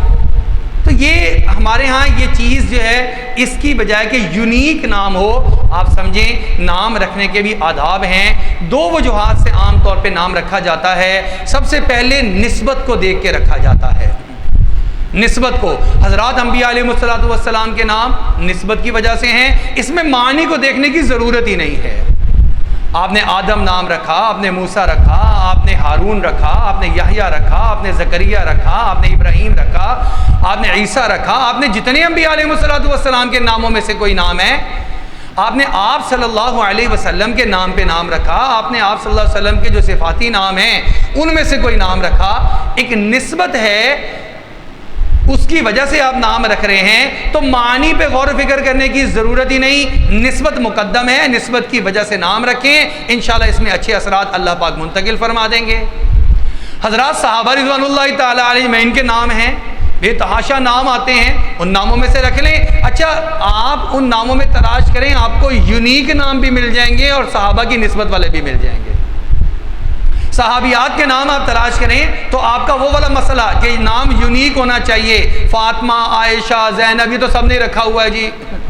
تو آپ صحابیات کے ناموں کی فہرست دیکھیں، آپ کا وہ مسئلہ بھی حل ہو جائے گا کہ نام یونیک ہے اور نسبت بھی صحابیہ کے نام کے ساتھ ہو جائے گی، وہ نام کی برکت بھی آ جائے گی۔ دوسرا یہ ہوتا ہے کہ انسان نسبت دیکھ کے نہ رکھے، تو آخری درجہ یہ کہ معنی کو دیکھ کر رکھے۔ اگر آپ انبیاء کے نام پہ، صحابہ کے نام پہ، صحابیات کے نام پہ نہیں رکھنا چاہ رہے ہیں تو کم از کم اس کا معنی دیکھیں، اس کا معنی درست ہے کہ نہیں ہے۔ اگر اس کے معنی درست ہیں تو پھر آپ وہ نام بھی رکھ سکتے ہیں، لیکن معنی بھی الٹ پلٹ ہیں اور دو معنی ہیں، ایک ذرا اچھا بھی ہے اور ایک برا بھی ہے، لیکن صرف اس چکر میں کہ فلانے سیریل میں اور فلانے ملک کے ڈراموں میں یا ہمارے ملک کے کسی ڈرامے میں یا کسی جگہ سے کوئی ایسی شخصیت جو مشہور ہو گئی اس کا نام چل رہا ہے تو ہم بھی اپنے بچے اور بچی کا نام اس کے نام پہ رکھیں گے، بغیر یہ دیکھے اس کا معنی کیا ہے، اس کی کوئی نسبت بھی ہے کہ نہیں ہے۔ یہ چیز جو ہے ہم پہلا ظلم کر رہے ہیں۔ آپ صلی اللہ علیہ وسلم نے ارشاد فرمایا بچے کا اچھا نام رکھنا یہ باپ کے اوپر حق ہے اس بچے کا۔ میں تفصیل میں نہیں جاتا، بے شمار حدیث مبارکہ میں واقعات ہیں کہ برے نام کے برے اثرات سامنے ظاہر ہوتے ہوئے آپ صلی اللہ علیہ وسلم نے دیکھے تو ناموں کو تبدیل فرما دیا، فرمایا نہیں یہ نام بھی تمہارا ہونا چاہیے، ناموں کو تبدیل کیا، بڑے ہو گئے ہیں، بڑی عمر کے لوگوں کے ناموں کو تبدیل کیا کہ نام درست نہیں رکھا گیا۔ اس کا مطلب یہ ہوا ناموں کا بھی اثر ہوتا ہے اولاد پر، لہٰذا اس کا خیال رکھنا، اور اگلی بات اس کی بہترین تربیت کرے، یہ حق ہے والد کا بھی اور والدہ کا بھی۔ قرآن کریم میں سورہ انعام آیت نمبر 151 میں اللہ تعالیٰ کا ارشاد ہے وَلَا تَقْتُلُوا أَوْلَادَكُم مِّنْ إِمْلَاقٍ نَحْنُ نَرْزُقُكُمْ وَإِيَّاهُمْ۔ ترجمہ، اور غربت کی وجہ سے اپنے بچوں کو قتل نہ کرو، ہم تمہیں بھی رزق دیں گے اور ان کو بھی رزق دیں گے۔ ایک دوسری جگہ پر ہے نحن نرزقہم وإیاکم، ہم ان کو بھی رزق دیں گے اور تم کو بھی دیں گے، یعنی یہ کاف کی ضمیر اور ہاں کی ضمیر کو رد و بدل کیا۔ علماء مفسرین نے فرمایا کہ کیونکہ دونوں حالتیں آتی ہیں، کبھی اللہ فرما رہے ہیں تمہیں بھی ہم رزق دیں گے یعنی ماں باپ کو، اور تمہاری وجہ سے جب وہ بچے چھوٹے ہوں گے ان کو بھی رزق عطا فرما دیں گے۔ پھر ایک وقت آئے گا تم بوڑھے ہو جاؤ گے، ریٹائر ہو جاؤ گے، اپاہج ہو جاؤ گے، محتاج ہو جاؤ گے، بچے بڑے ہو جائیں گے، پھر اللہ ان کو بھی رزق دیں گے اور ان کے توسط سے تمہیں بھی دیں گے۔ لہٰذا یہ بات جو ایک واضح طور پہ سامنے آتی ہے، تو ہم میں سے اکثر بندے کہتے ہیں نہیں ہم تو اپنی اولاد کو فقر و فاقہ کی وجہ سے نہیں قتل کرتے۔ آج کل کہاں وہ زمانہ رہا کہ بچوں کو قتل کریں، اگرچہ ابھی بھی یہ جو بات چلتی ہے کہ بچے دو ہی اچھے، اس کے پیچھے آپ چلے جائیں تو کیا نظریہ ہے؟ یہی نظریہ ہے مہنگائیاں زیادہ ہیں، پرورش نہیں کر سکتے، آج کل گزارا نہیں ہو سکتا، لہٰذا بچہ اگر ہو بھی گیا ہے تو جا کر DNC کروا لیں، یہ کر لیں وہ کر لیں۔ لیکن ہم یہ عام حالات میں عام لوگ جو نہیں سوچتے میں ان کی بات کر رہا ہوں، جو ایسا نہیں کرتے میں ان کی بات کر رہا ہوں، وہ بھی ایک طریقے سے قتل اولاد میں شریک ہو جاتے ہیں۔ اور وہ کیسے ہو جاتے ہیں؟ آپ اس آیت کی تفسیر کوئی بھی تفسیر اٹھائیں اور دیکھیں، ہم نے آپ کو معارف القرآن کا وہاں کا ایک حوالہ دے دیا ہے، غور کیا جائے تو اولاد کو صحیح تعلیم و تربیت نہ دینا، جس کے نتیجے میں وہ اللہ اور رسول اکرم صلی اللہ علیہ وسلم اور آخرت کی فکر سے غافل رہے اور بد اخلاقیوں اور بے حیائیوں میں گرفتار ہو، یہ بھی قتل اولاد سے کم نہیں ہے۔ قرآن کریم نے اس شخص کو مردہ قرار دیا جو اللہ تعالیٰ کو نہ پہچانے اور اس کی اطاعت نہ کرے۔ جو لوگ اپنی اولاد کے اعمال و اخلاق کے درست کرنے پر توجہ نہیں دیتے، ان کو آزاد چھوڑتے ہیں یا ایسی غلط تعلیم دلاتے ہیں جس کے نتیجے میں اسلامی اخلاق تباہ ہوں، وہ بھی ایک حیثیت سے اولاد کو قتل کرنے کے مجرم ہیں۔ اور ظاہری قتل اگر کر دیا تو اس کا اثر تو صرف دنیا کی چند روزہ زندگی کو تباہ کرتا ہے، یہ جو آپ نے اس کی بری تربیت کر دی ہے، یہ قتل انسان کی اخروی اور دائمی زندگی کو تباہ کر دیتا ہے۔ یہ بچہ اپنی زندگی میں پتہ نہیں کتنے لوگوں کے حق مارے گا، کتنے لوگوں کے ساتھ ظلم کرے گا، کتنے لوگوں کو خودکشی کا ذریعہ بن جائے گا، کتنے لوگوں کے ساتھ ناانصافی اور عدل کا نظام کا گلا گھونٹ کے رکھ دے گا۔ تو یہ بھی قتل اولاد ہی ہے۔ لہٰذا ہم آج بیٹھے ہیں، ہم اس کو سمجھیں کہ اولاد کی تربیت کرنا یہ کس قدر ضروری چیز ہے۔ اچھا، اب تربیت ذمہ داری کس کی ہے؟ جیسے میں نے شروع میں بھی کچھ بات کی ہے، سوچنا اور سوال ہے اولاد میری ہے، اس کی تربیت کرنا ذمہ داری کس کی ہے؟ معاشرے کی ذمہ داری ہے۔ معاشرے کے حوالے کر کے دیکھیں، معاشرہ تو آپ کو اچھے بھلے تربیت یافتہ کو بگاڑ کے آپ کے حوالے کرے گا۔ ہم کہتے ہیں جس اسکول میں ہم نے داخل کروایا اس اسکول والوں کو چاہیے کچھ سکھائیں، کچھ پڑھائیں، کچھ تربیت دیں۔ جس مدرسے میں ہم نے داخل کروایا ہے ان کی ذمہ داری ہے کہ تربیت کریں۔ اچھا، ہم جب شکایت کرتے ہیں تو ہمارے لہجے میں بات بھی اسی طرح کی ہوتی ہے۔ مدرسے داخل کروایا ہے، آپ کے پاس آتا ہے، بیت النور میں آتا ہے، بچہ پھر بھی گالی نکالتا ہے، جیسے کہ تربیت کرنا ذمہ داری کس کی ہے؟ صرف ادارے کی ذمہ داری ہے، اسکول کی ذمہ داری ہے، معاشرے کی ذمہ داری ہے۔ سوچیں، ہم ایک سوال ہے اپنے آپ سے کریں کہ جو میرے پاس اولاد ہے اس کی تربیت کرنا اصل میں ذمہ داری کس کی ہے؟ دوسرے معاونت کریں گے تو ان کی مہربانی ہے، ذمہ داری کس کی ہے؟ یہ فرض کس کا ہے؟ چچا کا، تایا کا، دادا جان کا، نانا جان کا، دادی جان کا؟ کیونکہ میں تو صبح جاتا ہوں اور شام کو آتا ہوں 5-6 بجے 7 بج جاتے ہیں اپنے کام سے واپس آتے ہوئے، لہٰذا ماں کا فرض ہے، ماں کرے گی۔ ہمارے ہاں ایک بچہ پڑھتا رہا، اب تو فارغ ہو گیا ہے، ان کے والد کو بلاتے تو اول تو آتے نہیں تھے، تشریف ہی نہیں لاتے تھے، ایسے لگتا ہے کہ جیسے شاید ہم اپنے کام کے لیے بلا رہے ہیں، اس لیے بعض اوقات والدین کو بعض کو بڑی دفعہ بلانا پڑتا ہے۔ وہ بہت عرصے کے بعد تشریف لائے، ہم نے ان سے کہا، درخواست کی کہ آپ بچے کے اوپر توجہ اور دھیان دیں، بچے کے اندر یہ خامیاں آ رہی ہیں اور یہ ہم تو دیکھ رہے ہیں، یہاں تو چلے ہم کچھ نہ کچھ کنٹرول کر لیتے ہیں، جب گھر جاتا ہے وہاں پر بھی معاملہ تو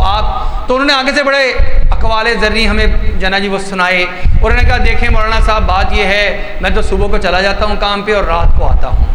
اب یا تو اس کی ماں جانے کہ اس کی تربیت کیسی کرنی ہے اور کیسی نہیں کرنی ہے، یا پھر ادارے میں آپ کے پاس داخلہ دلوا دیا ہے۔ اور پھر اس کے بعد انہوں نے کہا آپ تاریخ کا مطالعہ کریں، آپ کو کوئی ایک ایسا شخص بھی نہیں ملے گا کہ جو نیک ہو، صالح ہو اور اس کی اولاد کی تربیت اس کی ماں نے نہ کی ہو۔ لہذا باپ کو تو آپ بیچ میں لائیں نا، باپ کو آپ کیوں بیچ میں لا رہے ہیں؟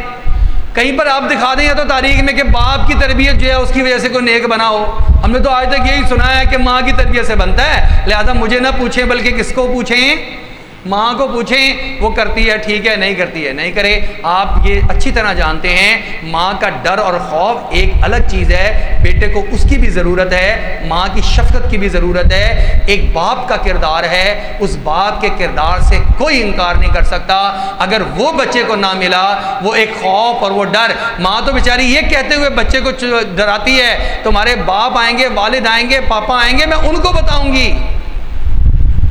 وہ تو بہت سارے کام بیچاری اس طرح کروا رہی ہے،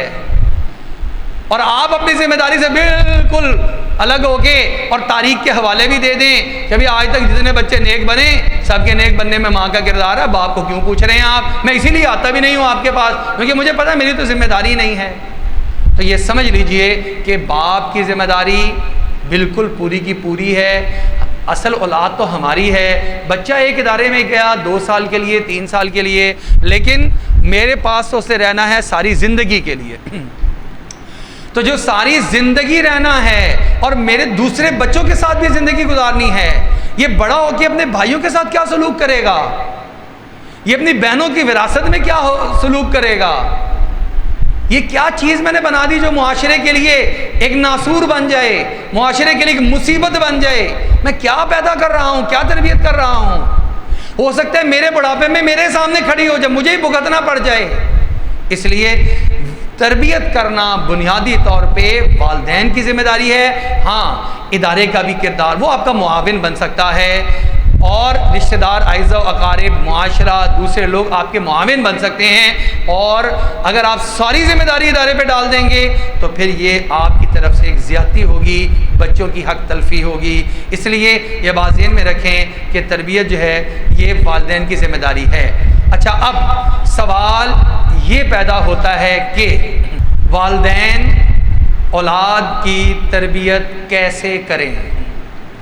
یہ بھی ایک سوال ہے کہ کیسے کریں۔ ہم اپنے خیال کے مطابق کر رہے ہوتے ہیں، آئیں ذرا ہم دیکھتے ہیں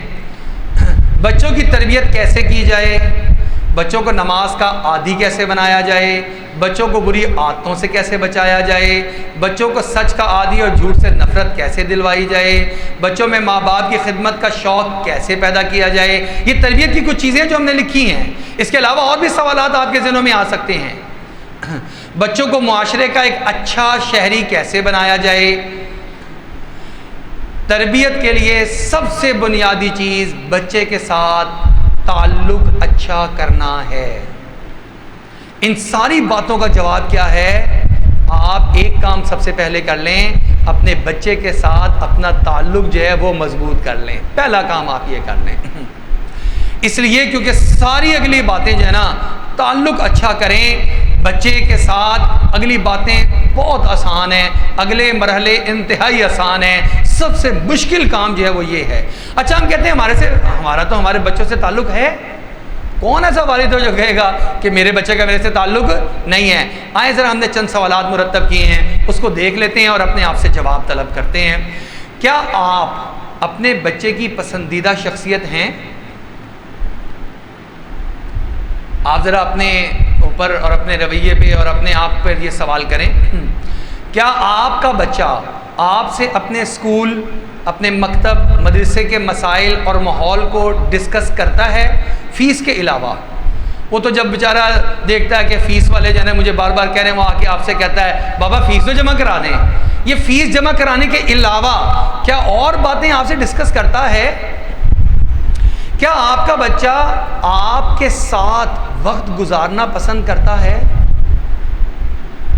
وہ کہتا ہے بابا مجھے ساتھ رکھیں۔ بہت چھوٹا ہوتا ہے نا تو وہ تو انگلی پکڑ کے، کیونکہ آپ نے باہر جانا ہوتا ہے اور چیز بھی دلوانی ہوتی ہے۔ لیکن جب بڑا تھوڑا سا ہو رہا ہے، اب کیا وہ آپ کے ساتھ وقت گزارنا پسند کر رہا ہے کہ موبائل اور ٹیب اور اپنے گھر میں اور اپنے دوستوں کے ساتھ، یا آپ سے دور رہنا پسند کر رہا ہے؟ اب آپ کہتے ہیں بیٹا آؤ چلیں، وہ کہتا ہے نہیں بابا آپ خود ہی چلے جائیں۔ اب کہتے ہیں بیٹا آؤ ذرا آج میں مارکیٹ جا رہا ہوں، آؤ بیٹا میں دوست سے ملنے جا رہا ہوں، آؤ بیٹا ہم شادی میں جا رہے ہیں۔ وہ کہتے ہیں نہیں بابا میں نے وہاں کیا کرنا ہے، آپ ہی چلے جائیں۔ تو یہ تعلق کی ایک بات بتا رہا ہوں کہ کیا آپ کا بچہ آپ کے ساتھ وقت گزارنا پسند کرتا ہے؟ آج تو یہ سوال کرنا چاہیے، کیا آپ اپنے بچے کے ساتھ وقت گزارنا پسند کرتے ہیں؟ لیکن چلیں ہم اس کو بچوں پہ رکھ لیتے ہیں تاکہ ہمیں محسوس نہ ہو۔ کیا آپ کا بچہ آپ کے ساتھ وقت گزارنا پسند کرتا ہے؟ آپ کے بچے کو معلوم ہے کہ میرے والد اور والدہ کن باتوں سے خوش ہوتے ہیں اور کن باتوں سے ناراض ہوتے ہیں؟ کیا بچے کو پتہ ہے اس بات کا؟ کیا آپ کے بچے کو معلوم ہے کہ آپ کے دوست کتنے ہیں یا کون کون سے قریبی دوست ہیں؟ آپ کی بچی کو پتہ ہے یہ بات کہ میرے امی اور ابو کو کھانے میں کیا چیز زیادہ پسند ہے، کیا چیز ناپسند ہے؟ یہ گھریلو تعلق کی بات صرف میں کر رہا ہوں کہ گھریلو تعلقات میں کچھ چیزیں ایسی ہیں، کچھ سوالات ایسے ہیں، اپنے آپ سے کر لیں۔ اگر تو ان سوالات کے جوابات آپ کو مثبت آنے شروع ہو جائیں تو تعلق ہے، اور اگر آپ سمجھیں کہ نہیں یہ تو آہستہ آہستہ کمی آ رہی ہے تو پھر آپ الرٹ ہو جائیں، آپ الرٹ ہو جائیں کہ یہ چیزیں آپ کو یہ تعلق کی بنیاد ہیں۔ یہ تعلقی کا اظہار ہیں۔ اگر کوئی یہ جاننا چاہتا ہے کہ اس کا اپنے بچے کے ساتھ کیسا تعلق ہے تو اس کے لیے دو باتیں، ان ساری باتوں میں خلاصہ، اگر آپ کا بچہ آپ سے اپنے ذاتی مسائل اور خیالات شیئر کرنا چاہتا ہے، وہ آپ کے پاس بڑا ہو کے بھی آگے بتاتا ہے بابا آج مجھے چوٹ لگ گئی تھی، اس کی عمر 10 سال ہو چکی ہے، پھر بھی وہ آ کے آپ کو بتا رہا ہے بابا آج نا میرے گھٹنے میں درد ہو رہی ہے، بابا آج جو کھانا بنانا مجھے بڑا پسند آیا، اپنی ذاتی باتیں، بابا مجھے ایک مشکل ہے، بابا مجھے فلاں شخص تنگ کر رہا ہے۔ اگر تو وہ اپنے ذاتی مسائل، بابا میری فلانی چیز، میرے جوتے جو ہیں وہ پھٹنے والے ہو گئے ہیں، جو پرانے ہو گئے ہیں، بابا یہ اپنے باتیں، اپنے مسائل اگر آپ سے وہ شیئر کر رہا ہے اور خیالات شیئر کر رہا ہے، اور اگر آپ کا بچہ آپ کے ساتھ ٹائم گزارنا چاہتا ہے، آپ کی زندگی کے بارے میں جاننا چاہتا ہے، اچھا بابا جب آپ میرے جتنے تھے تو آپ بھی پھر ایسے ہی کرتے تھے، اچھا آپ بتائیں، جیسے بچے سوال کرتے ہیں، ابھی مجھے میری بیٹی نے سوال کیا، 8 سال اس کی عمر ہے، کل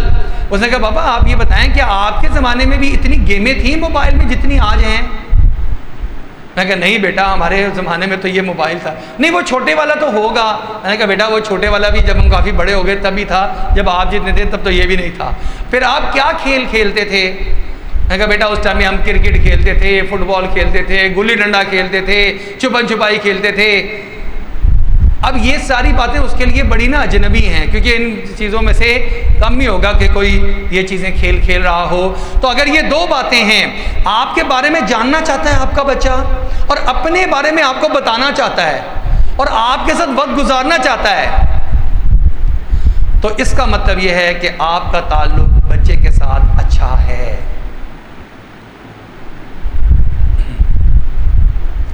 اگر تعلق میں کمی ہے، اب ہم میں سے ظاہر بات ہے ہم کہتے ہیں یار کچھ چیزیں کم ہیں، کچھ چیزیں ٹھیک ہیں، اگر تعلق میں کمی ہے تو آپ کو اور مجھے محنت کرنی ہوگی، کس کے اوپر؟ بچے پر نہیں، اپنے اوپر محنت کرنی ہوگی۔ میں اپنے بچے کو اس کی زبان میں تھوڑی سی پرابلم آ رہی تھی، میں ڈاکٹر کے پاس لے کے گیا، ایک سائیکٹرسٹ کے پاس اور ایک سائیکولوجسٹ کے پاس، دو الگ الگ شعبے تھے کہ کیا وجہ ہے کیا وجہ ہے، وہ سارا کچھ چیک کیا، انہوں نے ایک پرفارما دیا، پرفارمے میں بھی وہ سارا کچھ ٹک کرتے رہے، آخر میں انہوں نے مجھے اور میری اہلیہ کو الگ بلایا اور بلا کے کہا علاج کی ضرورت تو ہے لیکن بچے کو نہیں ہے، آپ دونوں کو علاج کی ضرورت ہے۔ آپ لوگ اتنا کیوں پریشان ہو رہے ہیں، اتنی ٹینشن کیوں لے رہے ہیں؟ بالکل بچہ نارمل ہے، آپ بار بار اس کو جب بار بار پنچ کرتے ہیں اس سے وہ اور پریشان ہو رہا ہے۔ بچہ ہمارے ریکارڈ، ہمارے ٹیسٹ کے مطابق جو اورل انہوں نے چیزیں پوچھیں اور کی اور اس سے کچھ کروائیں، بالکل ٹھیک ہے، بچہ علاج کی ضرورت ہے، لیکن کس کو ہے؟ آپ دونوں کو ہے، آپ اپنا علاج کروائیں جا کر۔ تو یہ جو محنت ہے ہم بچوں پہ نہیں شروع کر، ادھر آؤ میرے پاس بیٹھو، کہاں غائب رہتے ہو تم صبح سے لے کے شام تک اور نظر ہی نہیں آتے ہو تم، ادھر آؤ، چھوڑو یہ میرے ساتھ بیٹھو۔ اچھا وہ بیٹھ گیا، اب آپ کے پاس بات کرنے کے لیے کچھ ہے ہی نہیں، آپ نے اپنا لیپ ٹاپ کھول لیا، آپ نے اپنا موبائل کھول لیا، اس کو یہاں پہ سزا کے طور پہ بٹھا دیا بیچارے کو ساتھ۔ تو اپنے اوپر محنت کرنے کی ضرورت ہے، ہم نیت کرتے ہیں کہ ہم اپنے اوپر انشاءاللہ محنت کریں گے۔ تعلق بنانے اور اچھا کرنے کے لیے مندرجہ ذیل چیزیں ضروری ہیں۔ اچھا طریقہ کیا ہے وہ بھی سمجھ لیجئے۔ سب سے پہلی چیز مکالمہ، بات چیت۔ تعلق مضبوط کرنے کے لیے سب سے پہلا پوائنٹ بات چیت، مکالمہ بڑھا دیں، جتنا مکالمہ زیادہ ہوگا اتنا ہی تعلق مضبوط ہوگا، جتنا تعلق مضبوط ہوگا اتنا ہی مکالمہ زیادہ ہو جائے گا۔ چھوڑ دیں، دفعہ ماریں ان کمپیوٹر کو اور اس موبائل کو اور اس کی واٹس ایپ کو اور فیس بک کو اور یوٹیوب کو، چھوڑ دیں اپنے بچے کو وقت، اس سے بات چیت کریں، جتنی بات چیت بڑھے گی اتنا تعلق آپ سے مضبوط ہو جائے گا۔ اس کا کتنا بنیادی اور پہلا سبق ہے میرے اور آپ کے لیے۔ لیکن مکالمے کے اندر بھی الفاظ کا چناؤ بہترین ہو، ایسے الفاظ سے بچے جو آپ کے بچے کو اچھے نہیں لگتے۔ جب بیٹھے پہلی بات، آج کتنا سبق سنایا تھا؟ اس نے کہا جی 8 لائنیں، بس تم 8 پہ ہی رہنا بیٹا، ٹھیک ہے، پچھلے 2-3 مہینے سے بس 8 پہ ہی ہو، بلکہ تم 7 ہی کر لو۔ اب وہ آپ کے ساتھ بیٹھے گا، وہ کہے گا ابا جی کے پاس بیٹھو، ابا جی نے ہر دفعہ وہ توپ کا رخ ہماری طرف یہی کرنا ہوتا ہے، ہر ٹائم ایک ہی بات کو نہ چھیڑیں، اسے گپ شپ لگائیں، تفریح کی بات کریں، اس کے خیالات کی بات کریں، اس سے بات کریں اچھا بتاؤ تم کیا سوچ رہے ہو آج کل، کیا ہو رہا ہے، فٹ بال کھیلتا تو فٹ بال کے بارے میں، کرکٹ کھیلتا ہے کرکٹ کے بارے میں مکالمہ بڑھائیں، الفاظ کا چنائے درست رکھیں، الفاظ بات چیت کا انداز بہترین ہو، بات چیت میں تانوں سے بچیں، تم تو ہو ہی ایسے، وہ کہے بابا آج میں نے نا بہن کی پٹائی کر دی، ہم کہیں ہاں بیٹے تم تو ہو ہی ایسے، تم نے کبھی ٹھیک کام کیا ہے، کبھی بابا آج مجھ سے نا گلاس ٹوٹ گیا، پتہ ہے آپ کو، ہم کہیں ہاں بچے تم نے تو ماشاءاللہ ہمارے گھر پیدا ہی ہوئے اسی لیے کہ تم نے ہمارا نقصان کرنا ہے، وہ بیٹھے گا آپ کے ساتھ، وہ بتائے گا آپ کو کہ کیا چیز آج نقصان ہوئی ہے، وہ بتائے گا آج میں نے کیا کارنامہ کیا ہے، لہذا اپنے اوپر تھوڑی محنت کریں، اپنے رویے کو ٹھیک کریں۔ ایک اور بات، جواب کا چناؤ بھی بہترین ہو، یس اور نو کب بولنا ہے یہ آپ کو پتہ ہونا چاہیے، ایک دم ٹھا کر کے اس کے اوپر نو کا ہتھوڑا نہیں برسانا، نہیں ایسا نہیں ہو سکتا، بیٹھ جاؤ خاموشی سے، خبردار نہیں، یہ آپ کو سیکھنا ہوگا کہ آپ نے ہاؤ ٹو سے نو ٹو یور چائلڈ، اپنے بچے کو نہ کیسے کرنی ہے یہ سیکھیں، پھر بچہ دیکھیں آپ سے کتنا اٹیچ ہو جاتا ہے۔ رویہ بہترین ہو اور مثبت ہو، منہ پھیر کر یا منہ بگاڑ کر بات نہ کی جائے، بچے نے بات کی آگے ہم اس کو چڑھانے لگے، ہاں ہاں یوں یوں یوں، بچہ کہہ رہا ہے عجیب بات ہے، ابا جی کو بات بتاؤ، ابا جی آگے سے ہماری نقلیں اتار کے دکھانا شروع کر دیتے۔ دوسری چیز مکالمہ بڑھائیں، اچھا آپ کریں کیا مکالمہ، ابھی بات چیت رہ ہی نہیں گئی، بچوں کی دلچسپی کے کاموں میں دلچسپی لیں، بچہ اگر پینٹنگ اچھی کرتا ہے اس سے پوچھیں کیا بنایا، اس کو چیزیں لا کے دیں، اگر فٹ بال کھیلتا ہے اچھا بتاؤ آج میچز کب ہو رہے ہیں، کب چل رہے ہیں، تمہارا میچ کب ہے، آج کتنے گول کیے، جو اس کی ہیبٹ ہے، جو اس کا کھیل ہے، وہ اسے باغبانی پسند ہے، پودے پسند ہیں، اس کے بارے میں بات کریں، اس کو لگے کہ میرے ابا جی جو ہیں وہ ماشاءاللہ میرے کاموں میں دلچسپی لیتے ہیں۔ اچھا ہم کہتے ہیں بچوں کے ساتھ وقت، بچے بھی گھر میں ہم بھی گھر میں، اور کتنا وقت ساتھ گزاریں، بچوں کے ساتھ کوالٹی ٹائم گزاریں، ٹائم نہیں گزاریں۔ آج ہم اپنی اہلیہ کے ساتھ بھی ٹائم گزار رہے ہیں، کوالٹی ٹائم نہیں گزار رہے، اہلیہ ہمارے ساتھ بھی ایسے ہی ہے، بچے ہمارے ساتھ، ہم بچوں کے ساتھ بھی ایسے ہی ہیں۔ کوالٹی ٹائم کا کیا مطلب ہوتا ہے؟ کوالٹی ٹائم کا مطلب یہ ہے کہ آپ نے ساری چیزیں آف کر کے رکھ دی ہیں، وہ پڑا ہے پیچھے موبائل، وہ ساری گھر کی فائلیں اور اسکول کی فائلیں اور جناب نا سارا کام کاج وہ پڑا ہے، آپ ہیں اور بچہ ہے، آپ نے اس کے ہاتھ کو اپنے ہاتھ میں لیا ہے اور آپ اب بات چیت اس سے کر رہے ہیں، یہ ہے کوالٹی ٹائم۔ تو کوالٹی ٹائم گزاریں، صرف ٹائم نہ گزاریں، کھانا اکٹھے، آج کل تو بچوں نے بھی موبائل سامنے رکھا کھانا کھا رہے ہیں، بھائی کھانے کے وقت کو اپنا کوالٹی ٹائم بنائیں، بھائی اس ٹائم میں نہ میں نے نہ بچوں آپ نے کسی نے کچھ نہیں کرنا، ہم نے صرف کھانا کھانا ہے، یاد کریں آخری مرتبہ اکٹھے بیٹھ کر یکسوئی سے کھانا کب کھایا تھا آخری مرتبہ، تو کھانا کھائیں، یہ کوالٹی ٹائم ہے، اچھا کیا چیز پسند آ رہی ہے کیا چیز نہیں آ رہی ہے، تو کوالٹی ٹائم۔ بچوں پر اعتماد کریں، بدگمانی سے بچیں، کسی کام کے کرنے پر حتمی طور پہ یہ سمجھنا یہ اس نے نہیں کیا ہوگا، آپ کمرے میں آئے آج صفائی ہوئی بھی تھی، آپ نے کہا بھائی یہ صفائی کس نے کی، میں نے کہا بابا آج تو میں نے کی ہے، اور نہیں تم نہیں کر سکتے، یہ تم جھوٹ بول رہے ہو، یہ لگتا ہے کہ تمہاری بہن نے آگے کی ہوگی یا کچھ اور ہوگا، تم اور صفائی، اور نہیں آج تک نہیں ہوا۔ شک کرنے سے بچیں، بچے پر اس طرح شک کرنا کہ تمہاری نیت ہی نہیں تھی کام کرنے کی، اسے آپ نے کہا بیٹا جاؤ پانی لے کر آؤ، وہ لا رہا تھا راستے میں گر گیا، چائے لا رہی تھی بچی اس کی پیالی میں بھی فرج میں بھی گر گئی، ہاں بیٹا نیت سے کام کیا کرو، ایک چیز تم نے وہاں سے یہاں تک لانے میں ماشاءاللہ اتنا کچھ کر دیا، اتنی چیزوں کو ٹھوکر ماری ہے تم نے، تو یہ ساری چیزیں اپنے اوپر محنت کرنے کی ہیں، تعلق کمزور ہوگا، تعلق مضبوط نہیں ہوگا اس طرح کے جملے بولنے سے، تم تو یہ کام کر ہی نہیں سکتے۔ مثبت سوچ اپنائیں، مشہور مقولہ ہے سوچ اچھی ہوگی تو الفاظ بھی اچھے نکلیں گے، اور الفاظ جیسے دل میں یہ خیال ہے کہ یہ بیٹا میرا خیال نہیں رکھتا، جب اس طرح کی سوچ ہوگی تو بچے سے کوئی بھی بات کرنے پر یہی الفاظ ادا ہوں گے، اس سے تعلق کمزور ہوتا ہے، اپنے جذبات قابو میں رکھیں، یہ تمہارے الفاظ بن جائیں گے۔ پتہ یہ میرا خیال نہیں کرتا تو آپ ہمیشہ اس کو ایسی کڑوی کوئی بات ہی کہیں گی یا کہیں گے، کوئی نہ کوئی جملہ ایسا ہی نکلے گا۔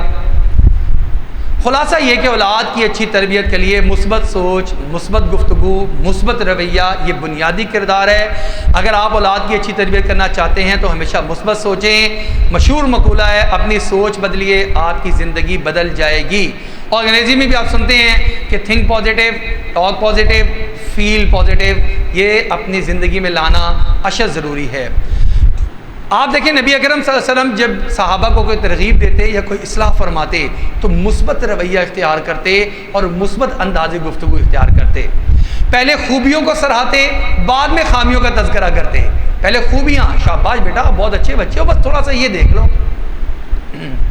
مثال کے طور پر ایک صحابی ہیں ابو درداء رضی اللہ عنہ فرماتے ہیں نبی اکرم صلی اللہ علیہ وسلم نے ارشاد فرمایا خریم اسدی اچھا آدمی ہے، صرف ان کے بال کچھ زیادہ بڑے ہوئے تھے اور ازار جو وہ نیچے لٹکی ہوئی تھی، فرمایا اگر یہ بال درست کروا لیں اور اپنی ازار اونچی کر لیں، بقایا یہ بڑے اچھے آدمی ہیں، ان کی بڑی اچھی صفات ہیں۔ تو آپ صلی اللہ علیہ وسلم سے انہوں نے جب سن لیا تو انہوں نے کہا یا رسول اللہ آج کے بعد جو ہے میں انشاءاللہ یہ عمل برا چھوڑ دوں گا اور نہیں کروں گا۔ جب آپ کسی کو مثبت انداز سے بات کرتے ہیں وہ بات زیادہ اچھے طریقے سے لیتا ہے۔ اچھا، منفی انداز گفتگو مایوسی پھیلاتا ہے اور اولاد کو قریب کرنے کے بجائے دور کر دیتا ہے۔ منفی الفاظ کا نقصان یہ ہے کہ آپ خود استعمال کریں یا کوئی دوسرا آپ کے لیے استعمال کرے، یہ منفی رجحانات کو جنم دیتا ہے، آگے بڑھنے اور ترقی کرنے کے راستے کو روک دیتا ہے۔ مثلا کوئی آپ کے بارے میں یہ کہے کہ تم میں یہ صلاحیت ہی نہیں کہ تم زندگی میں کچھ کر سکو، تو خود سوچیں کہ کیا ہوگا۔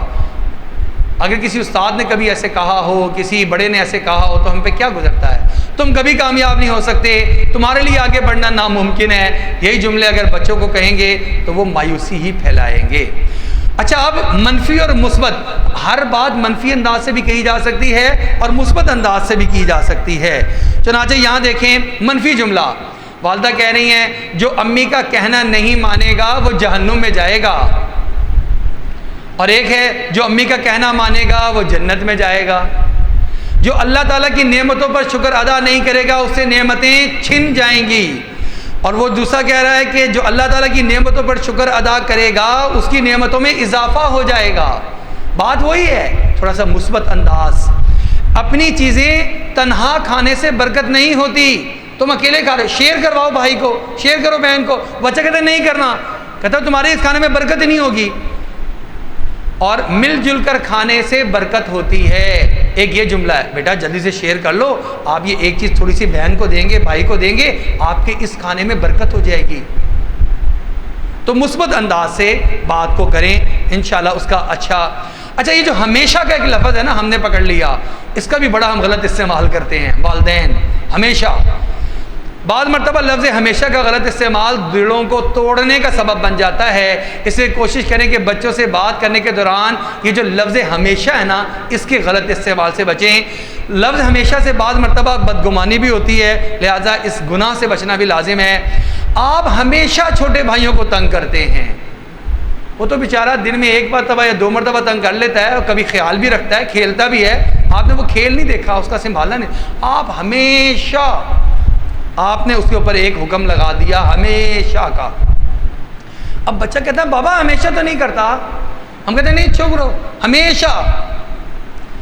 آپ ہمیشہ غلط بیانی کرتے ہیں، غلط بیانی ایک دو مرتبہ کرتا ہوگا، کبھی سچ بھی بولتا ہوگا، تو آپ اس کو کہیں بیٹا کبھی کبھی نا، آپ اکثر تو سچ بولتے ہیں، کبھی کبھی بیٹا آپ نا بس سچ کے علاوہ بھی بات کر دیتے ہیں۔ آپ نے ہمیشہ کا لفظ اٹھایا اور اس کے سر پہ ہتھوڑے کی طرح مارا، آپ ہمیشہ جھوٹ بولتے ہیں، آپ ہمیشہ کھیلتے ہی رہتے ہیں۔ اب بچہ حیران ہے میں ہمیشہ کیسے کھیلتا رہتا ہوں، کھانا بھی کھاتا ہوں، سوتا بھی ہوں، پڑھائی کے لیے بھی جاتا ہوں، اسکول بھی جاتا ہوں، اکیڈمی بھی جاتا ہوں، مدرسے بھی جاتا ہوں، قاری صاحب بھی گھر میں آتے ہیں، لیکن میرے والد صاحب نے یا والدہ نے ہمیشہ کا لفظ جو ہے نا وہ میرے لیے بول دیا۔ آپ ہمیشہ کھیلتے رہتے ہیں، اس لیے ایسے لفظوں سے آپ کو اجتناب کرنا چاہیے۔